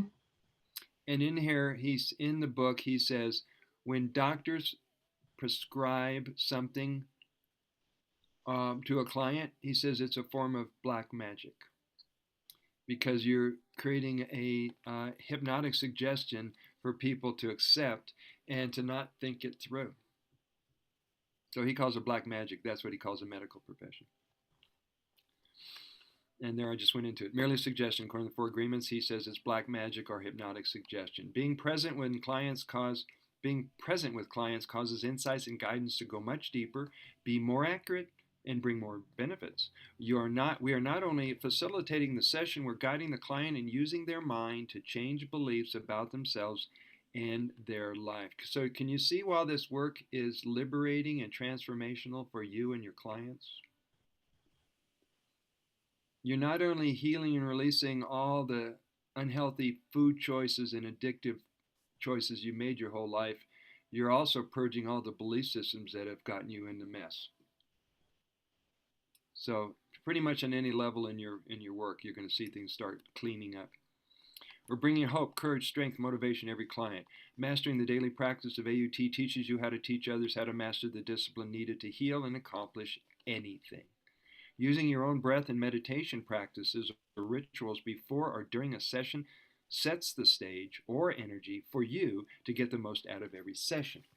It's a good idea to set aside time to lay or sit down and practice doing a minimum of 30 conscious connected breath cycles every day. And that's just the suggested minimum. Spend at least 20 to 30 minutes meditating, taking a walk quietly in nature, and being still and silent in mind, energy, and body. Breathe. Let go of all that matter that doesn't really matter. I just love that expression. Let go of the crap. You know what that is.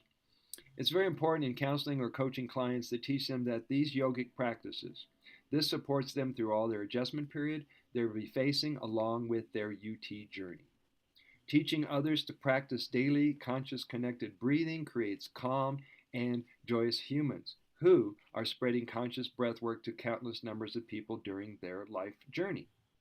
Other centering practices include Tai Chi, Qigong, chanting, meditation, laughing, dancing, doing art projects like sculpting and painting or drawing pictures. Every student may get inspired to either share Urine Therapy with others or become a UT teacher in some day. Always look at the big picture of UT for all humanity and how every person is affecting evolution for future generations. Any questions? Guys, you guys making this day easy for me. I love it. Let's go in and look at a session really quick here. Remember, the clients are seeking you for guidance, counsel, and to be on their healing team. That is all that we really need to know. Invite a client to breathe, shuffle their bare feet, get on the floor or carpet, and clear the mind of chatter so that they are present and with you and ready to get started. It's also a suggestion that any time of the day you feel like you're disconnected to your body and you're not really present, ask yourself, where are your feet right now? Catherine, where are your feet right now? They're on my bed. They're on your bed. So it draws your attention to your body. It draws your attention to your feet. So any time of day where you feel like things aren't flowing, you feel disconnected, ask yourself that question and see what you get. Returning a client's mind to balance moves their thoughts away from conflict, hopelessness, and fear to a mind open to the possibility of being healthy, happy, and free. At this point, you can begin inquiries or just listen. Many bring their anxieties and concerns about their illness or condition to the sessions of conversation, so keep reminding them to breathe. You're building a relationship with every client. Your role is multifaceted, and you can appear to play many roles for them. As you may move through a session discovering as much as you can about their diet, lifestyle, self-care, and mindset. You're listening for clues to reveal the true cause of their illness. According to the Course in Miracles, you are never upset for the reason you think. And it was obvious, more than obvious to me, when we took BJ to the intensive care, and every time we took him back to the hospital, they kept saying, oh, it's this and this and this and this, and they got it wrong every time. They thought he had an enlarged prostate, and we found out that his bladder was swollen. It was pressing on the prostate area, causing him to barely pee. And so 90% of their guesswork is off. Wow. It was interesting, and he gets discharged today. Yay. You get to know them as well as they know themselves by focusing on their words, thinking, and energy. Find out why they chose UT as their method for self-healing. Since they chose you to coach them for their healing, that's an indication they trust you. It is this trust of you that will keep their mind open to your questioning, guidance, and suggestions. Breathe. Remind them often to take deep breaths. Great. Let's get started. During the inquiry stage of the consultation, the questions you will ask are in no particular order. For example, what are your health concerns? What do you normally eat? What size are your proportions? How many meals a day? How often?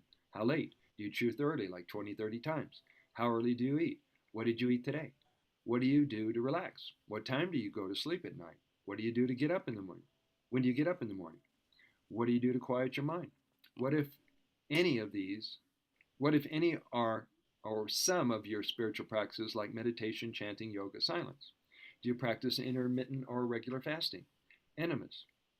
As you are gathering information, you also are listening to their choices of words, descriptions, and emotions that they express behind their words. Oftentimes, what people aren't saying are just as important as what they're saying. So get used to dialing in with your intuition of what you're hearing that they're not hearing themselves. You get better every time when you guide or facilitate a session at reading a client and getting insights that are beyond your education or intelligence. Your intuition will show you what they have been believing about themselves, their body, and their relationships. You can choose to help them process and clear their negative and limiting beliefs, or lovingly and sensitively listen deeply and offer treatment suggestions, dietary and lifestyle choices, and teach them how to enjoy a life worth living.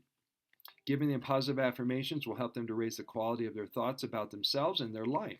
Never underestimate the power of affirmations that could bring about shifts of perception that could be heard, felt, and integrated at any time during the session. Ask the client if they are open to a quantum healing or to the possibility of healing everything in one or more sessions. So this is something I've been practicing for many years. I would meet a client, within the first couple sentences, I would say, "Are you open to healing this? Are you open to healing everything? Are you open to a quantum healing? Are you open to a shift that will turn this all around in one conversation?" Because this is how this is how Yeshua did it. Some people knew him as Jesus. And what he simply did was saw the client as in their wholeness and their mastery and facilitated their shift in their own perception to see it themselves. But a lot of people call that a miracle. So we're doing the same thing with urine therapy in your own way, helping people find their way back. Because our attention and our spiritual wisdom and knowledge has been distracted and has been hooked away from our ability to tap into it. This is why I'm excited about living on planet Earth in 2022, because there's more possibilities of people waking up and coming home than ever before. And unfortunately, it took a major world insane pandemic crap for 2 years for people to start questioning everything.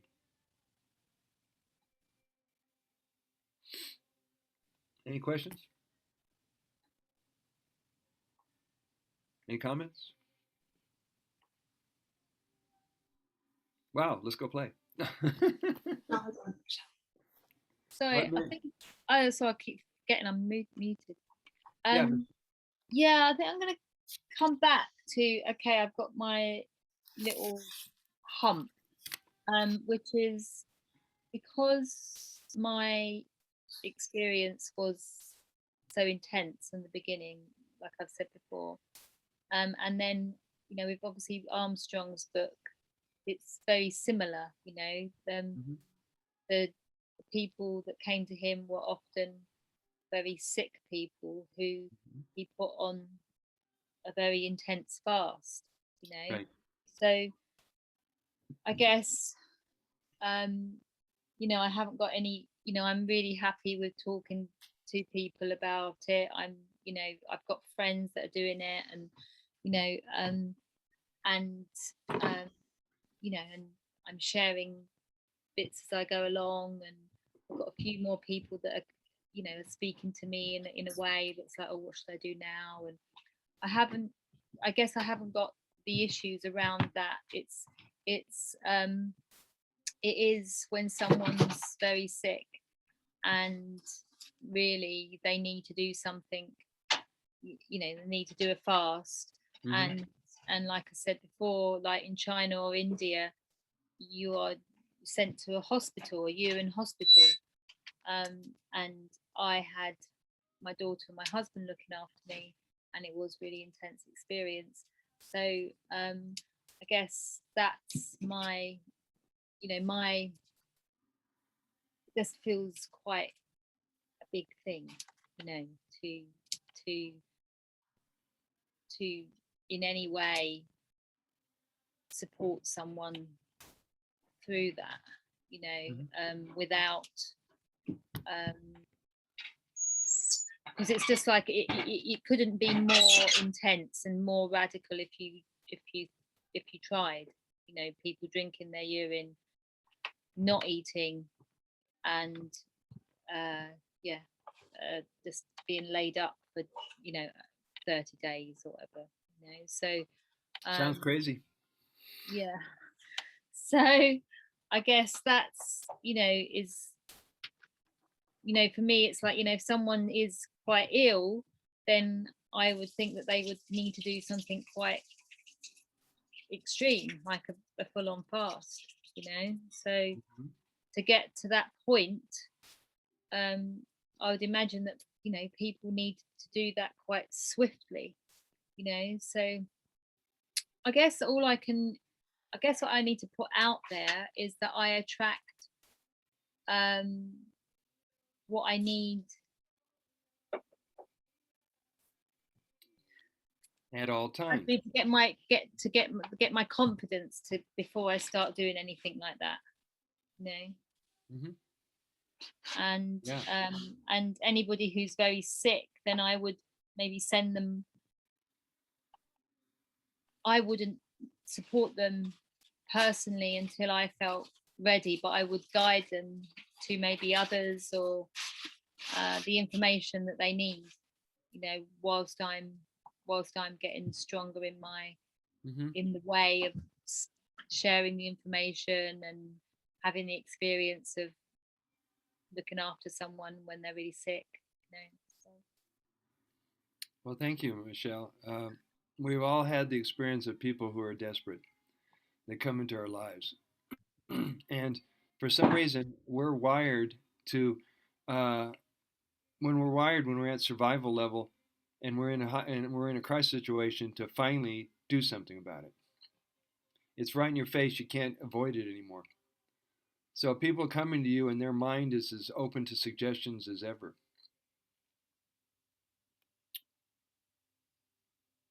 Does that make sense? Sure.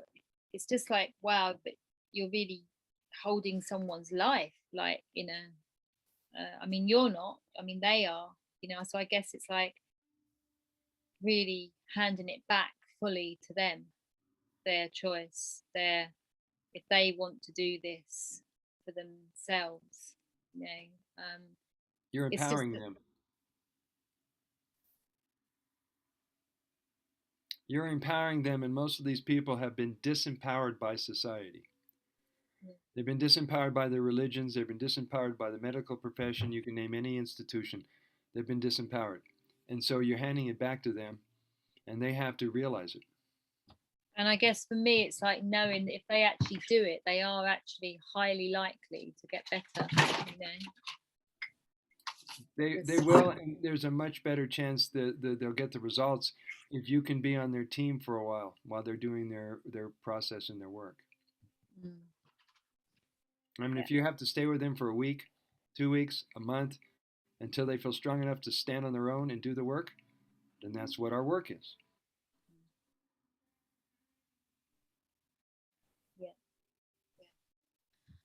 Okay, I'm just sort of like, I'm sort of answering my own questions, really. Just hearing it out, because obviously it's like a worse sort of fear, like that's all it is. Yeah. What's your biggest fear about? What's the worst thing that could happen if you presented this to people? The worst thing would be that they sort of do it and they were, on the edge of dying, and they didn't really do it, but they told their family and friends that they were doing it, and then they die. Okay, so would you say the worst case scenario is that you would be a failure? That I would feel responsible for their death, and also that other people would make me responsible for their death for suggesting something ridiculous. Yes, and do you hold yourself responsible for their choices and where their life goes, or can you see it from a broader perspective? I mean, it's really interesting. I'm in this situation. I'm in this moment right now because I just suddenly remembered that years ago I had some kind of reading saying that, like, in another life, people died. I was a healer or something, and people died, but it wasn't my fault, but I took it on. So I guess, this God having one of those moments where it's like, right, okay, so I'm facing my worst fear. This is what staying away from responsibility of helping others in that sort of situation. And you are being fully responsible by offering it and teaching it and planting an idea in their head. You're not responsible for their choices, and we're not the great cosmic board, the cosmic karmic board. We don't know people's destiny, life stream, or how it's supposed to play out, but we get to enjoy these souls for as long as we can. And sometimes it's family members and people we love dearly. That's the hardest. Go ahead, Megan. Something you just said too, where you connected to your own knowing about your own soul and its journey. And if in a previous life you were ostracized or blamed for something, then part of the opportunity in this life could be that you get to speak your truth and not be killed and not be ostracized, and see that that's not always the story. Yeah, because I do create that sort of humiliation, betrayal, speaking up and then being slammed, scapegoated. It's a recurring thing. So speaking up and being scapegoated. Michelle, that was up until now. Up until now, I have had the experience of speaking up and then being scapegoated, but I have the opportunity to change that story and speak your truth, and that's all you need to do. You don't have to defend it. Oh, I can feel the breathe it in. So this is the joyful part of this work.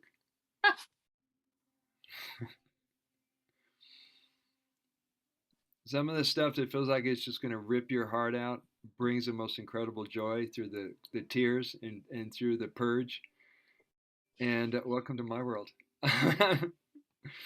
I'm doing this almost every day, and keep a box of Kleenex around.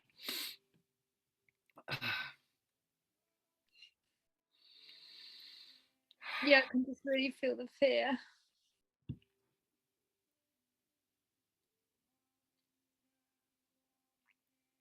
Underneath the, you know, the excitement and the part that wants to share it, obviously, but that's the bottom line.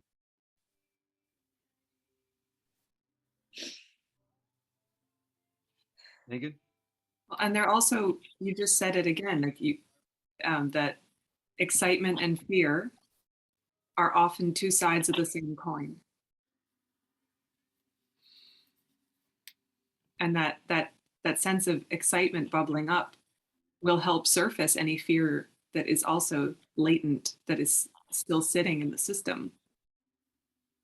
But sometimes we get so trained that any bit of excitement sends us to fear, that we also fear excitement without knowing it. Yeah, I do now. Yeah. It's like, oh, here I am getting too excited. It's only going to end in a day. Right. Yeah. So you're very aware of it. You see it within yourself. Yeah, it just feels like really is the end of this now. I've been round the block. Right. Yeah, when the soul is tired enough of the old story, then the soul will surrender it. But we got to be really tired of it. Yeah. Okay. That's beautiful. So, yeah, that you're letting it flow, not holding it. Yeah. And you're helping heal everyone on the screen. We're connected, sweetie. If you feel it, we feel it. Universe spheres. Thank you. Yeah, what an honorable universe. The word fear used to mean, well, I've heard it. Wayne Dyer used to say the word fear means false evidence appearing real. In an old paradigm, fear used to be translated as forget everything and run. And now I understand fear means face everything and rise. Yes, I love that. Because when you stand in your truth and you walk right through fear, you'll find out it wasn't real. But we made it appear real and we scared the daylights out of us. So hopefully you can catch it before it does that. Yes. Life takes on a whole nother quality when you're fearless. Take a breath. God, I love this work. Yeah. It really is amazing. It enables bringing everything in that that I'm passionate about, all these years, taking it to the real edge. No food, drinking urine. It's about us, and then helping other people to really, really feel their own empowerment, that they are source, they are a miracle. It's mind blowing. There couldn't be anything more. Well, I'm sure there are, but I mean, this is just so empowering. It actually sounds like a gift when you say mind blowing, because I know our minds could use some exploding so we can get a clean, fresh mind to operate with. We got so much crap in there. So much crap. So keep snorting. It's kind of like a nose enema, right? Just keep bringing it up your nose. All right, we got 30 minutes. Do you want to go into the book or you want to keep having an open discussion? Crystal, you want to weigh in? I'm gonna give you guys an option right now. We can keep an open discussion going for the next 30 minutes. We can read from the book, or you guys can cut out early and go play. That's the kind of teacher I would have been in high school. I vote book. Okay, anyone else? We're going to keep going with book. Sure. Cool. I had a teacher when I was in junior high school, and he loved to teach his classes outside. So we'd go out in the stadium, sit in the stadium seats, and we would learn American history without being in the enclosed classroom. It was wonderful. Page 196 is about the role of the client. Or if you're using a PDF, it's chapter 15. A teacher leads the interaction. As an expert, they give information or recommend a course of action. The teacher helps the client to achieve a skill or avoid a particular action, like unhealthy choices. Instead of eating mucus-forming foods, acidic, inflammatory, or human-made foods, you'll suggest they eat living foods, fast, take enemas, or practice meditation. A counselor encourages a client to do most of the talking while the counselor listens, often taking notes during the consultation. These notes give clues, insights, and an understanding of the depth of a client's cause of their health condition.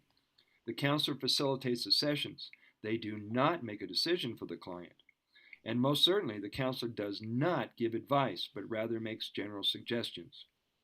Sometimes the client changes their mind on the course of action, and the counselor's responsibility is to support and assist them through this process. The roles are very different between teaching and counseling. A teacher's main job is to talk and instruct, while a client listens. A counselor's main job is to listen, guide, and empower the client. In short, the difference between teaching and counseling are the words direction or facilitation. Teaching focuses on directing an action, counseling focuses on facilitating decisions or next actions. While coming to the closure or completion of every session, be sure to allow time for the client to express or communicate anything, especially if they are unclear about what was discussed or what to expect. Ask the client if they wish to schedule another session and go deeper into the healing work with you. This leads to the follow-up. When you are both certain about doing more sessions, then reschedule them in the next 5 to 7 days. Every session is different and reveals something to the client that they may have missed in the previous sessions. Be sure to ask for referrals.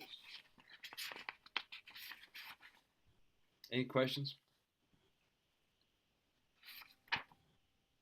How many of you are thinking about becoming teachers? Well, I am, but I feel like I need to clear up my own self first. And why is that? Well, because I'm not eating optimal how I want to be eating, or how I would suggest others. I need to do what I'm going to be suggesting, right? Well, in a perfect world, yes. However, there are people that are a lot worse off than you, that may be reaching out to you because they're needing some help and some healing. And so that's true.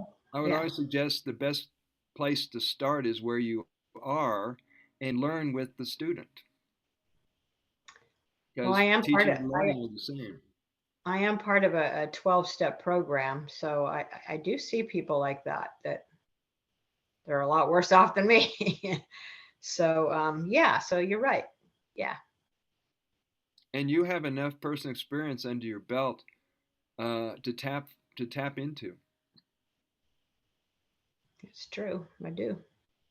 It's like so many things we put off because we want everything to line up perfectly in our life, and that may never come.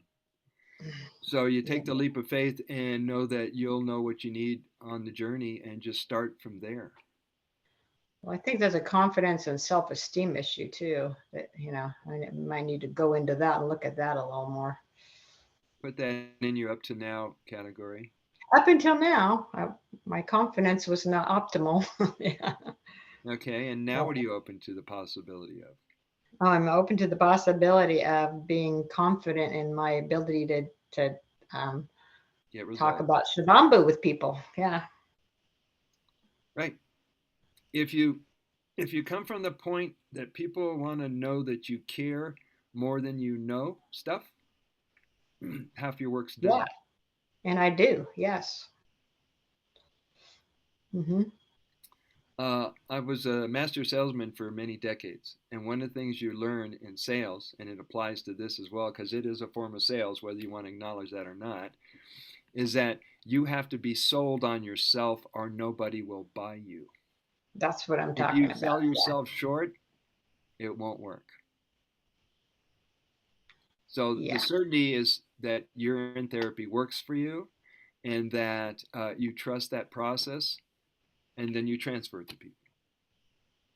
Don't think about it case by case. Well, this person is more intense than the last person and this is over my head. I went through that for years. Well, do I have enough knowledge and wisdom and expertise to be able to help this person? If this was your brother and sister and they're in a desperate situation, that would never enter your mind. So that's keeping that all keeping in perspective. Does that make it any easier or does that make it harder? Yeah, and when you said brother or sister, and I do have a sister that's going through pancreatic cancer right now, and so yeah, I could practice on her. She'd be a great one to practice with. And what if you were that one messenger who brought the right gift to save her life? You would never know. You would never know if you held it back. Wow, that's a big one. And you can do a matter of fact conversation. Hey, have you ever thought of using urine therapy? Well, I've already discussed it with her. Yeah, I gave her the book, Your Own Perfect Medicine. So she's got the book, and yeah, we're gonna try it when she's done with her chemo, she said. Okay. She could start now, but I understand where people are. Yeah, she could start it now. You're right. People who are on those. Maybe I'll mention that. Yeah. But let her know that it's going to build her body strong enough so that when the chemo is done, she'll have somewhat of a foundation to build on top of versus a weak structure, a weak immune system. Yes, that's a great idea. And it'll help her deal with chemo too, right? Same thing, because chemo is so toxic and, yeah, I would. Plus the trauma the body has to endure, plus the pain and the psychological effects of, being inside this chamber or being bombarded with radiation or whatever chemo does. Oh yeah, right. And then like what you were saying about the doctors, giving basically giving her a time frame.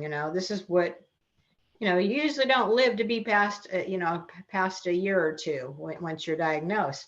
That's so damaging, just that right there. And that's what I would like her to realize that's don't even consider any of that. But it's already done. She's already been indoctrinated, so to speak.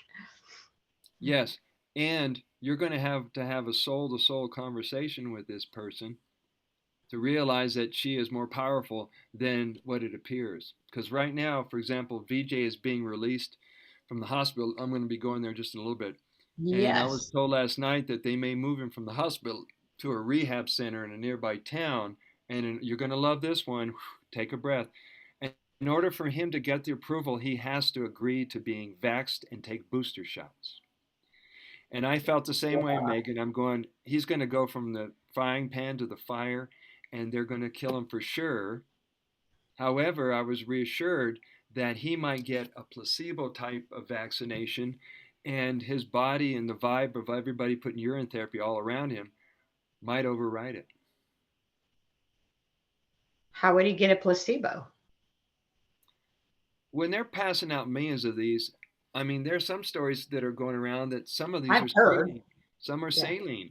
Not everything. Yeah, I've heard that too, but how do you know, You don't know. You can't come up to the doctor and say, show me the ingredients of the vaccine.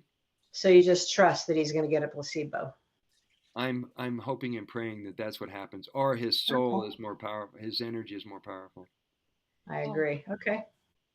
What would have been so amazing working with Dr. Gupta, you guys know him as VJ, is that just his presence and his spiritual essence has drawn amazing naturopaths and doctors.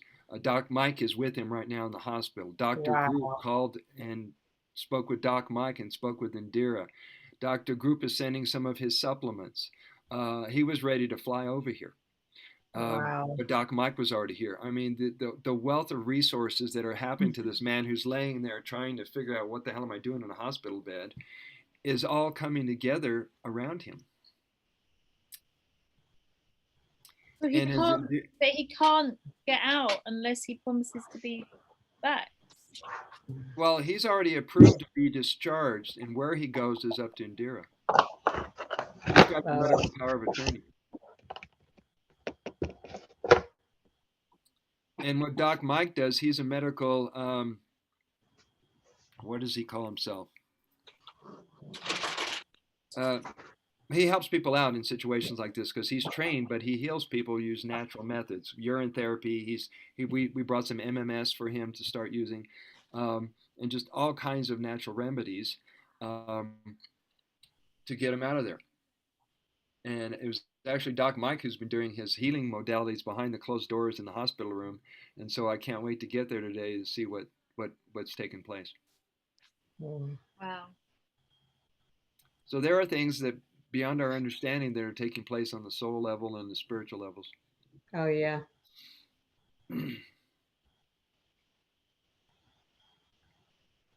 Breathe. We have this pause moment. I'm going, well, okay, all right, let's breathe. I'm like that. My worst nightmare. Wonderful, wonderful. We got about 18 minutes. What would you like to do? I know you guys are ready to take this to the world.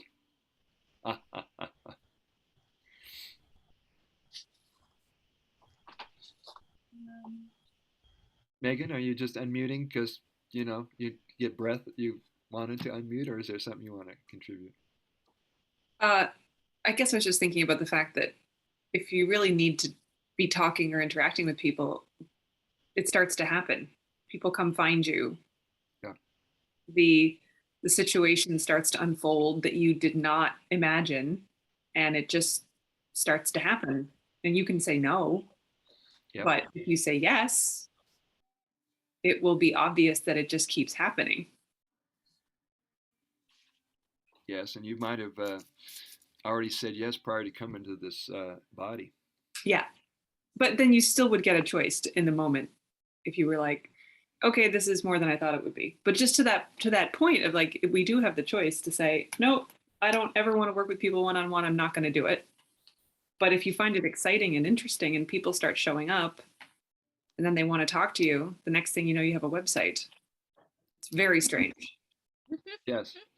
Yes. And you have clients. Yeah. Yeah. And you can look at that experience and decide if you're going to say yes or you're going to say no. And if you say yes, that comes with the knowing that everything you need and your resources and your tools and even the words are going to be there for you.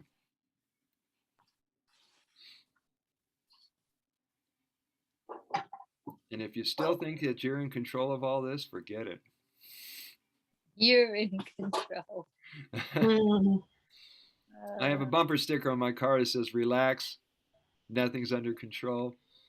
And the other day I went to a health food store and some woman is taking a picture of my bumper and I'm going, hi, what's up? She says, oh, I love that bumper sticker. I needed to take a picture of it. So yeah. Practice what you've learned in the first 5 classes. Bring whatever questions you may still have to the last class on Tuesday. Is it Tuesday? Yeah, the 8th. Okay.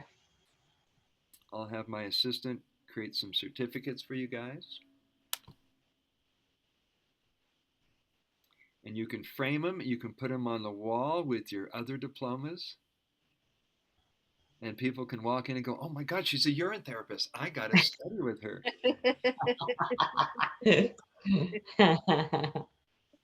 I'm still looking for people who will take the urine therapy books and put it on their coffee table in their living room, Mm-hmm. or stick it on the tank of the toilet so people have something to read while they're in the bathroom.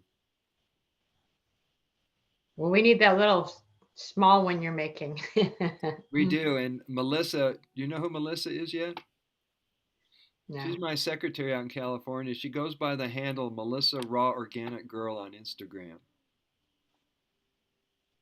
She's all of 32, I think 31 or 32, and she just loving doing this work. I mean, she realizes that this is a major movement going on, and she's tapped. I mean, every time she talks to me, she's going, "My God, we're doing that now. We're writing what now?" I just showed her the new book that came out, and she's getting more serious about working with me, and we're going to figure out how to get her on a payroll situation.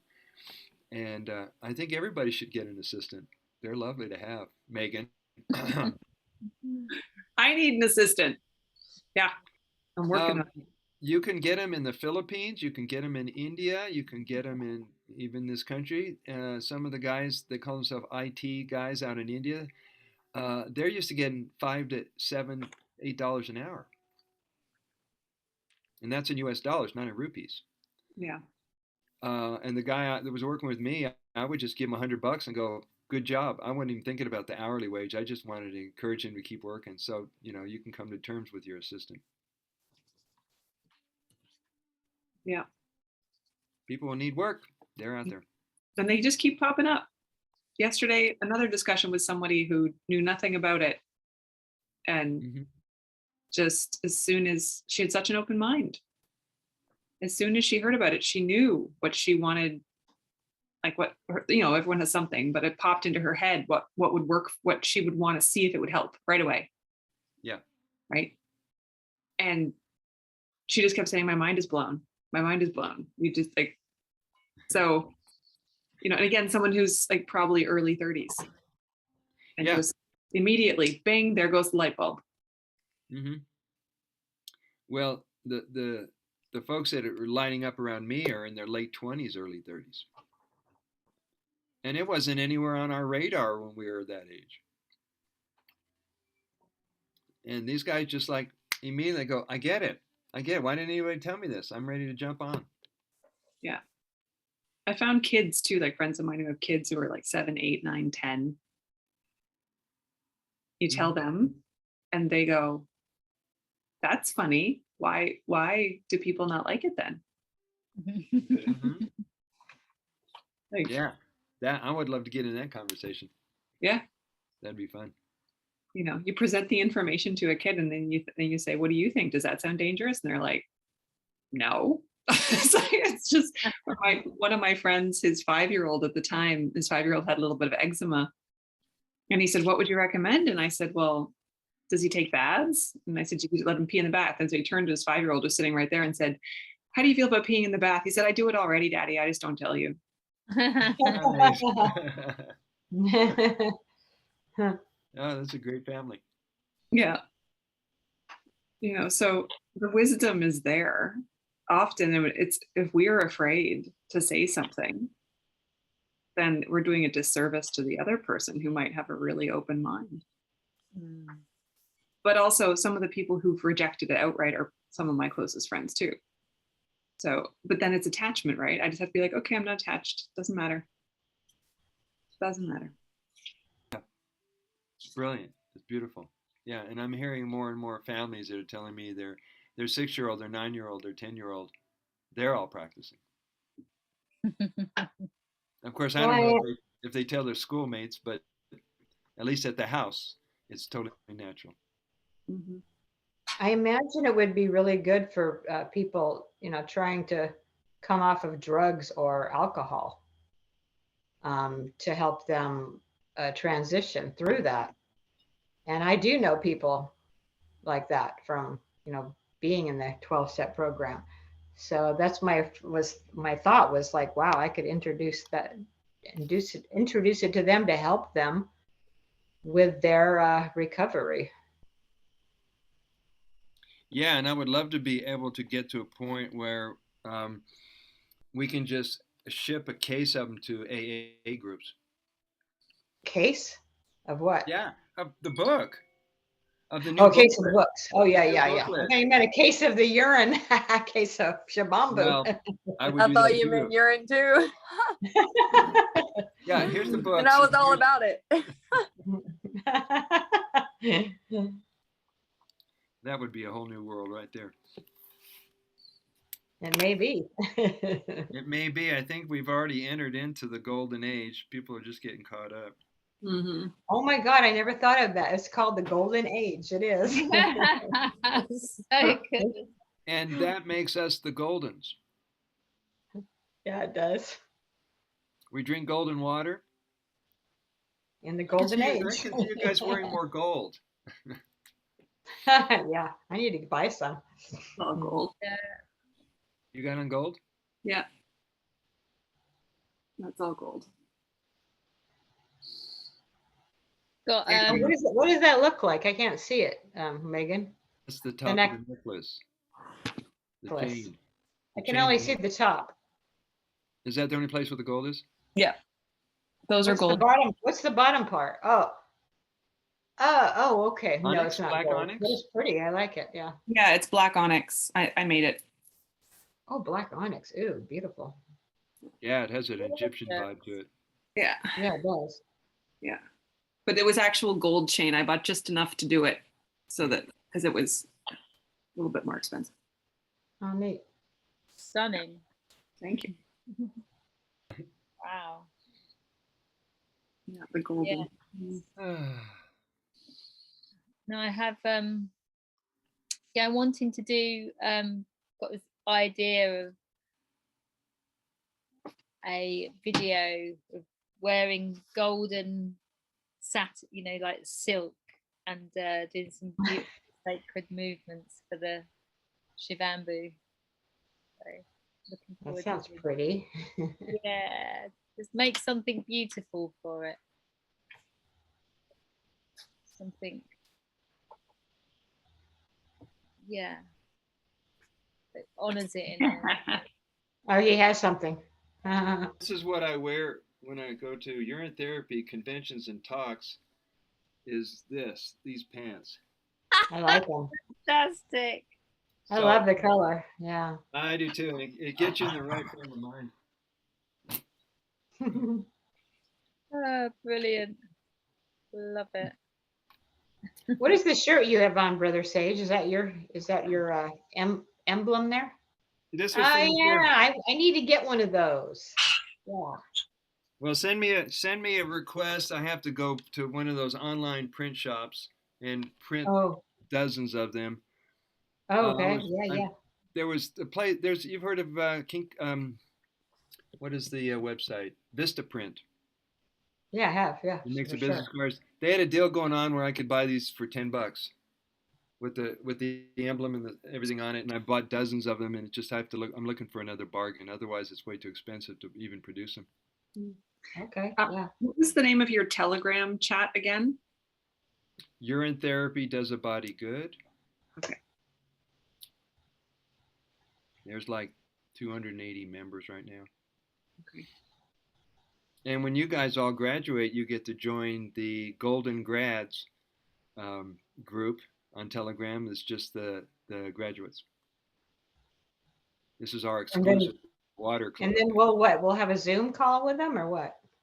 Well, anything's possible. I mean, these guys Okay. have been writing back and forth and having a love fest every day. No, but I think the point is just that we're in the same Telegram group, so we can chat with each other. Exactly. That's the point.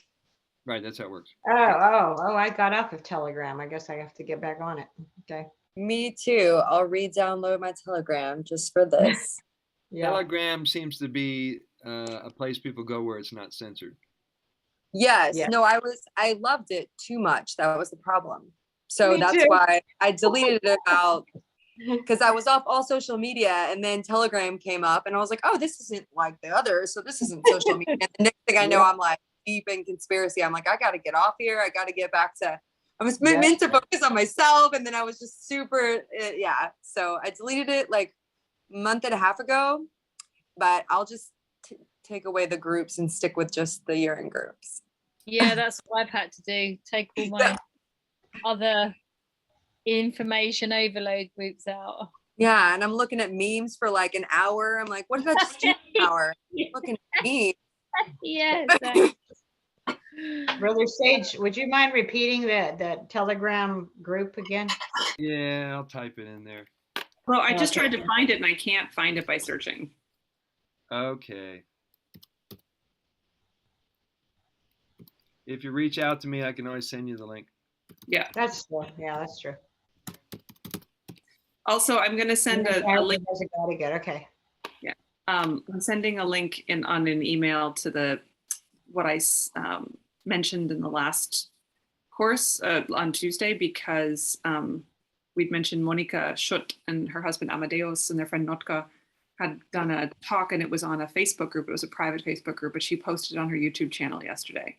Oh, so sweet. I sent the link to that so everybody can listen to it. Thank you. Good. How did you send it?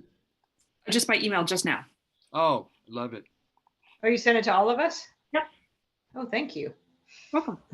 You also have each other's email if you want to correspond after this is over. Yep. We do? Yeah, because we've been emailing. Every time I've sent an email, you have everybody's there. Oh, every time you send it, I have everybody's? Oh, okay. And brothers as well. As long as we CC and not BCC, everybody has it. Yeah. Got it. Great. Wonderful, wonderful, wonderful. So, somebody remind me to make some of these shirts. Okay. I've also given out all the shirts with the Shivambu with Shiva and Pavarti. All these shirts went pretty quick. That's nice too. Yeah. I mean, just to be able to have those guys on your body. That's really nice. Powerful. Yeah. There was one thing I didn't know if it would come up, but in terms of like as we drink the urine, one thing that people ask about is then like we were talking about not having the ideal like diet or what we'd want to have and that kind of thing. And then often I'm sure, people say to you, oh, but it'll taste bad. And then you learn over time, like either eat a bunch of fruit last thing at night and then in the morning it'll taste lighter, or the papaya and pineapple in particular have great enzymes. And so those really work on it. But also then if you're drinking herbal teas, it's going to taste different. If you have a couple hours of herbal tea, it's going to usually taste quite different. But this one is really good. This is something in Ayurvedic medicine, or Ayurvedic, it's kitchen medicine, in the sense that it's called CCFT. It's cumin, coriander, and fennel in equal amounts. And you just the seeds, so it's not ground. And you just mix those together and put a teaspoon in a mug or 2 teaspoons in a thermos. And I find this is a more savory sort of effect because you got the cumin, the coriander, and the fennel to it, but it's really good for digestion, but it's also for blood sugar. And it's good for, in Ayurveda, it's good for all the doshas. No matter what your constitution is, it's helpful for your constitution. And I find this also can have a wonderful effect on the taste of the urine. Fantastic. How do I get it? You make it. You buy fennel seed, cumin seed, and coriander seed, and you mix them. Oh my gosh. Okay. I already have 2 of them. Yeah, okay. That is such a good tip. Yeah. And so many herbal teas are sort of on the sweet side, and this is more savory. Yeah. So fennel, coriander, and cumin? Yep. Okay. Equal parts. Equal parts. And I'll just do, instead of doing a thermos of hot water, which I usually have with me, I'll put 2 teaspoons of that in my thermos, and then I'll even just refill it a few times during the day. And I just get the benefits of those in the water at the same time. So that's been one of I learned that in this past year, and I've really enjoyed it. Very brilliant. Cumin has kind of that's that one you put in with Mexican. It's a Mexican taste, right? And Middle Eastern food, and Yes, Middle Eastern too. Yeah, you're right. Yeah. It's in curry, it's Indian, it's Middle Eastern, it's all over the place. But yeah, that's part of why it's so warming. Like that cumin is really warming. Yeah. Okay. I can't wait to try it. Okay. Yeah. Get those parts anywhere. Yeah. Yeah, it's cheap in that sense. I mean, you have to buy some seeds, but Cheap. yeah. Well, we're coming to the close Yes, we of are. yet another wonderful class. We're going to meet back on the 8th. There's no, is there a World Urine Therapy call this weekend? No, next weekend on the 12th is the World Urine Therapy call. So if you ever want to meet some of the speakers from around the world, that's when they come and start sharing with each other. So we can get on those calls too? Yeah, I usually post it on social media, the links. Do you put it on the Urine Does Your Body Good as well? Yeah. Oh, okay. That's one of the social medias, as well as the graduates groups. And we've had as little as 4 people and as many as 45 people.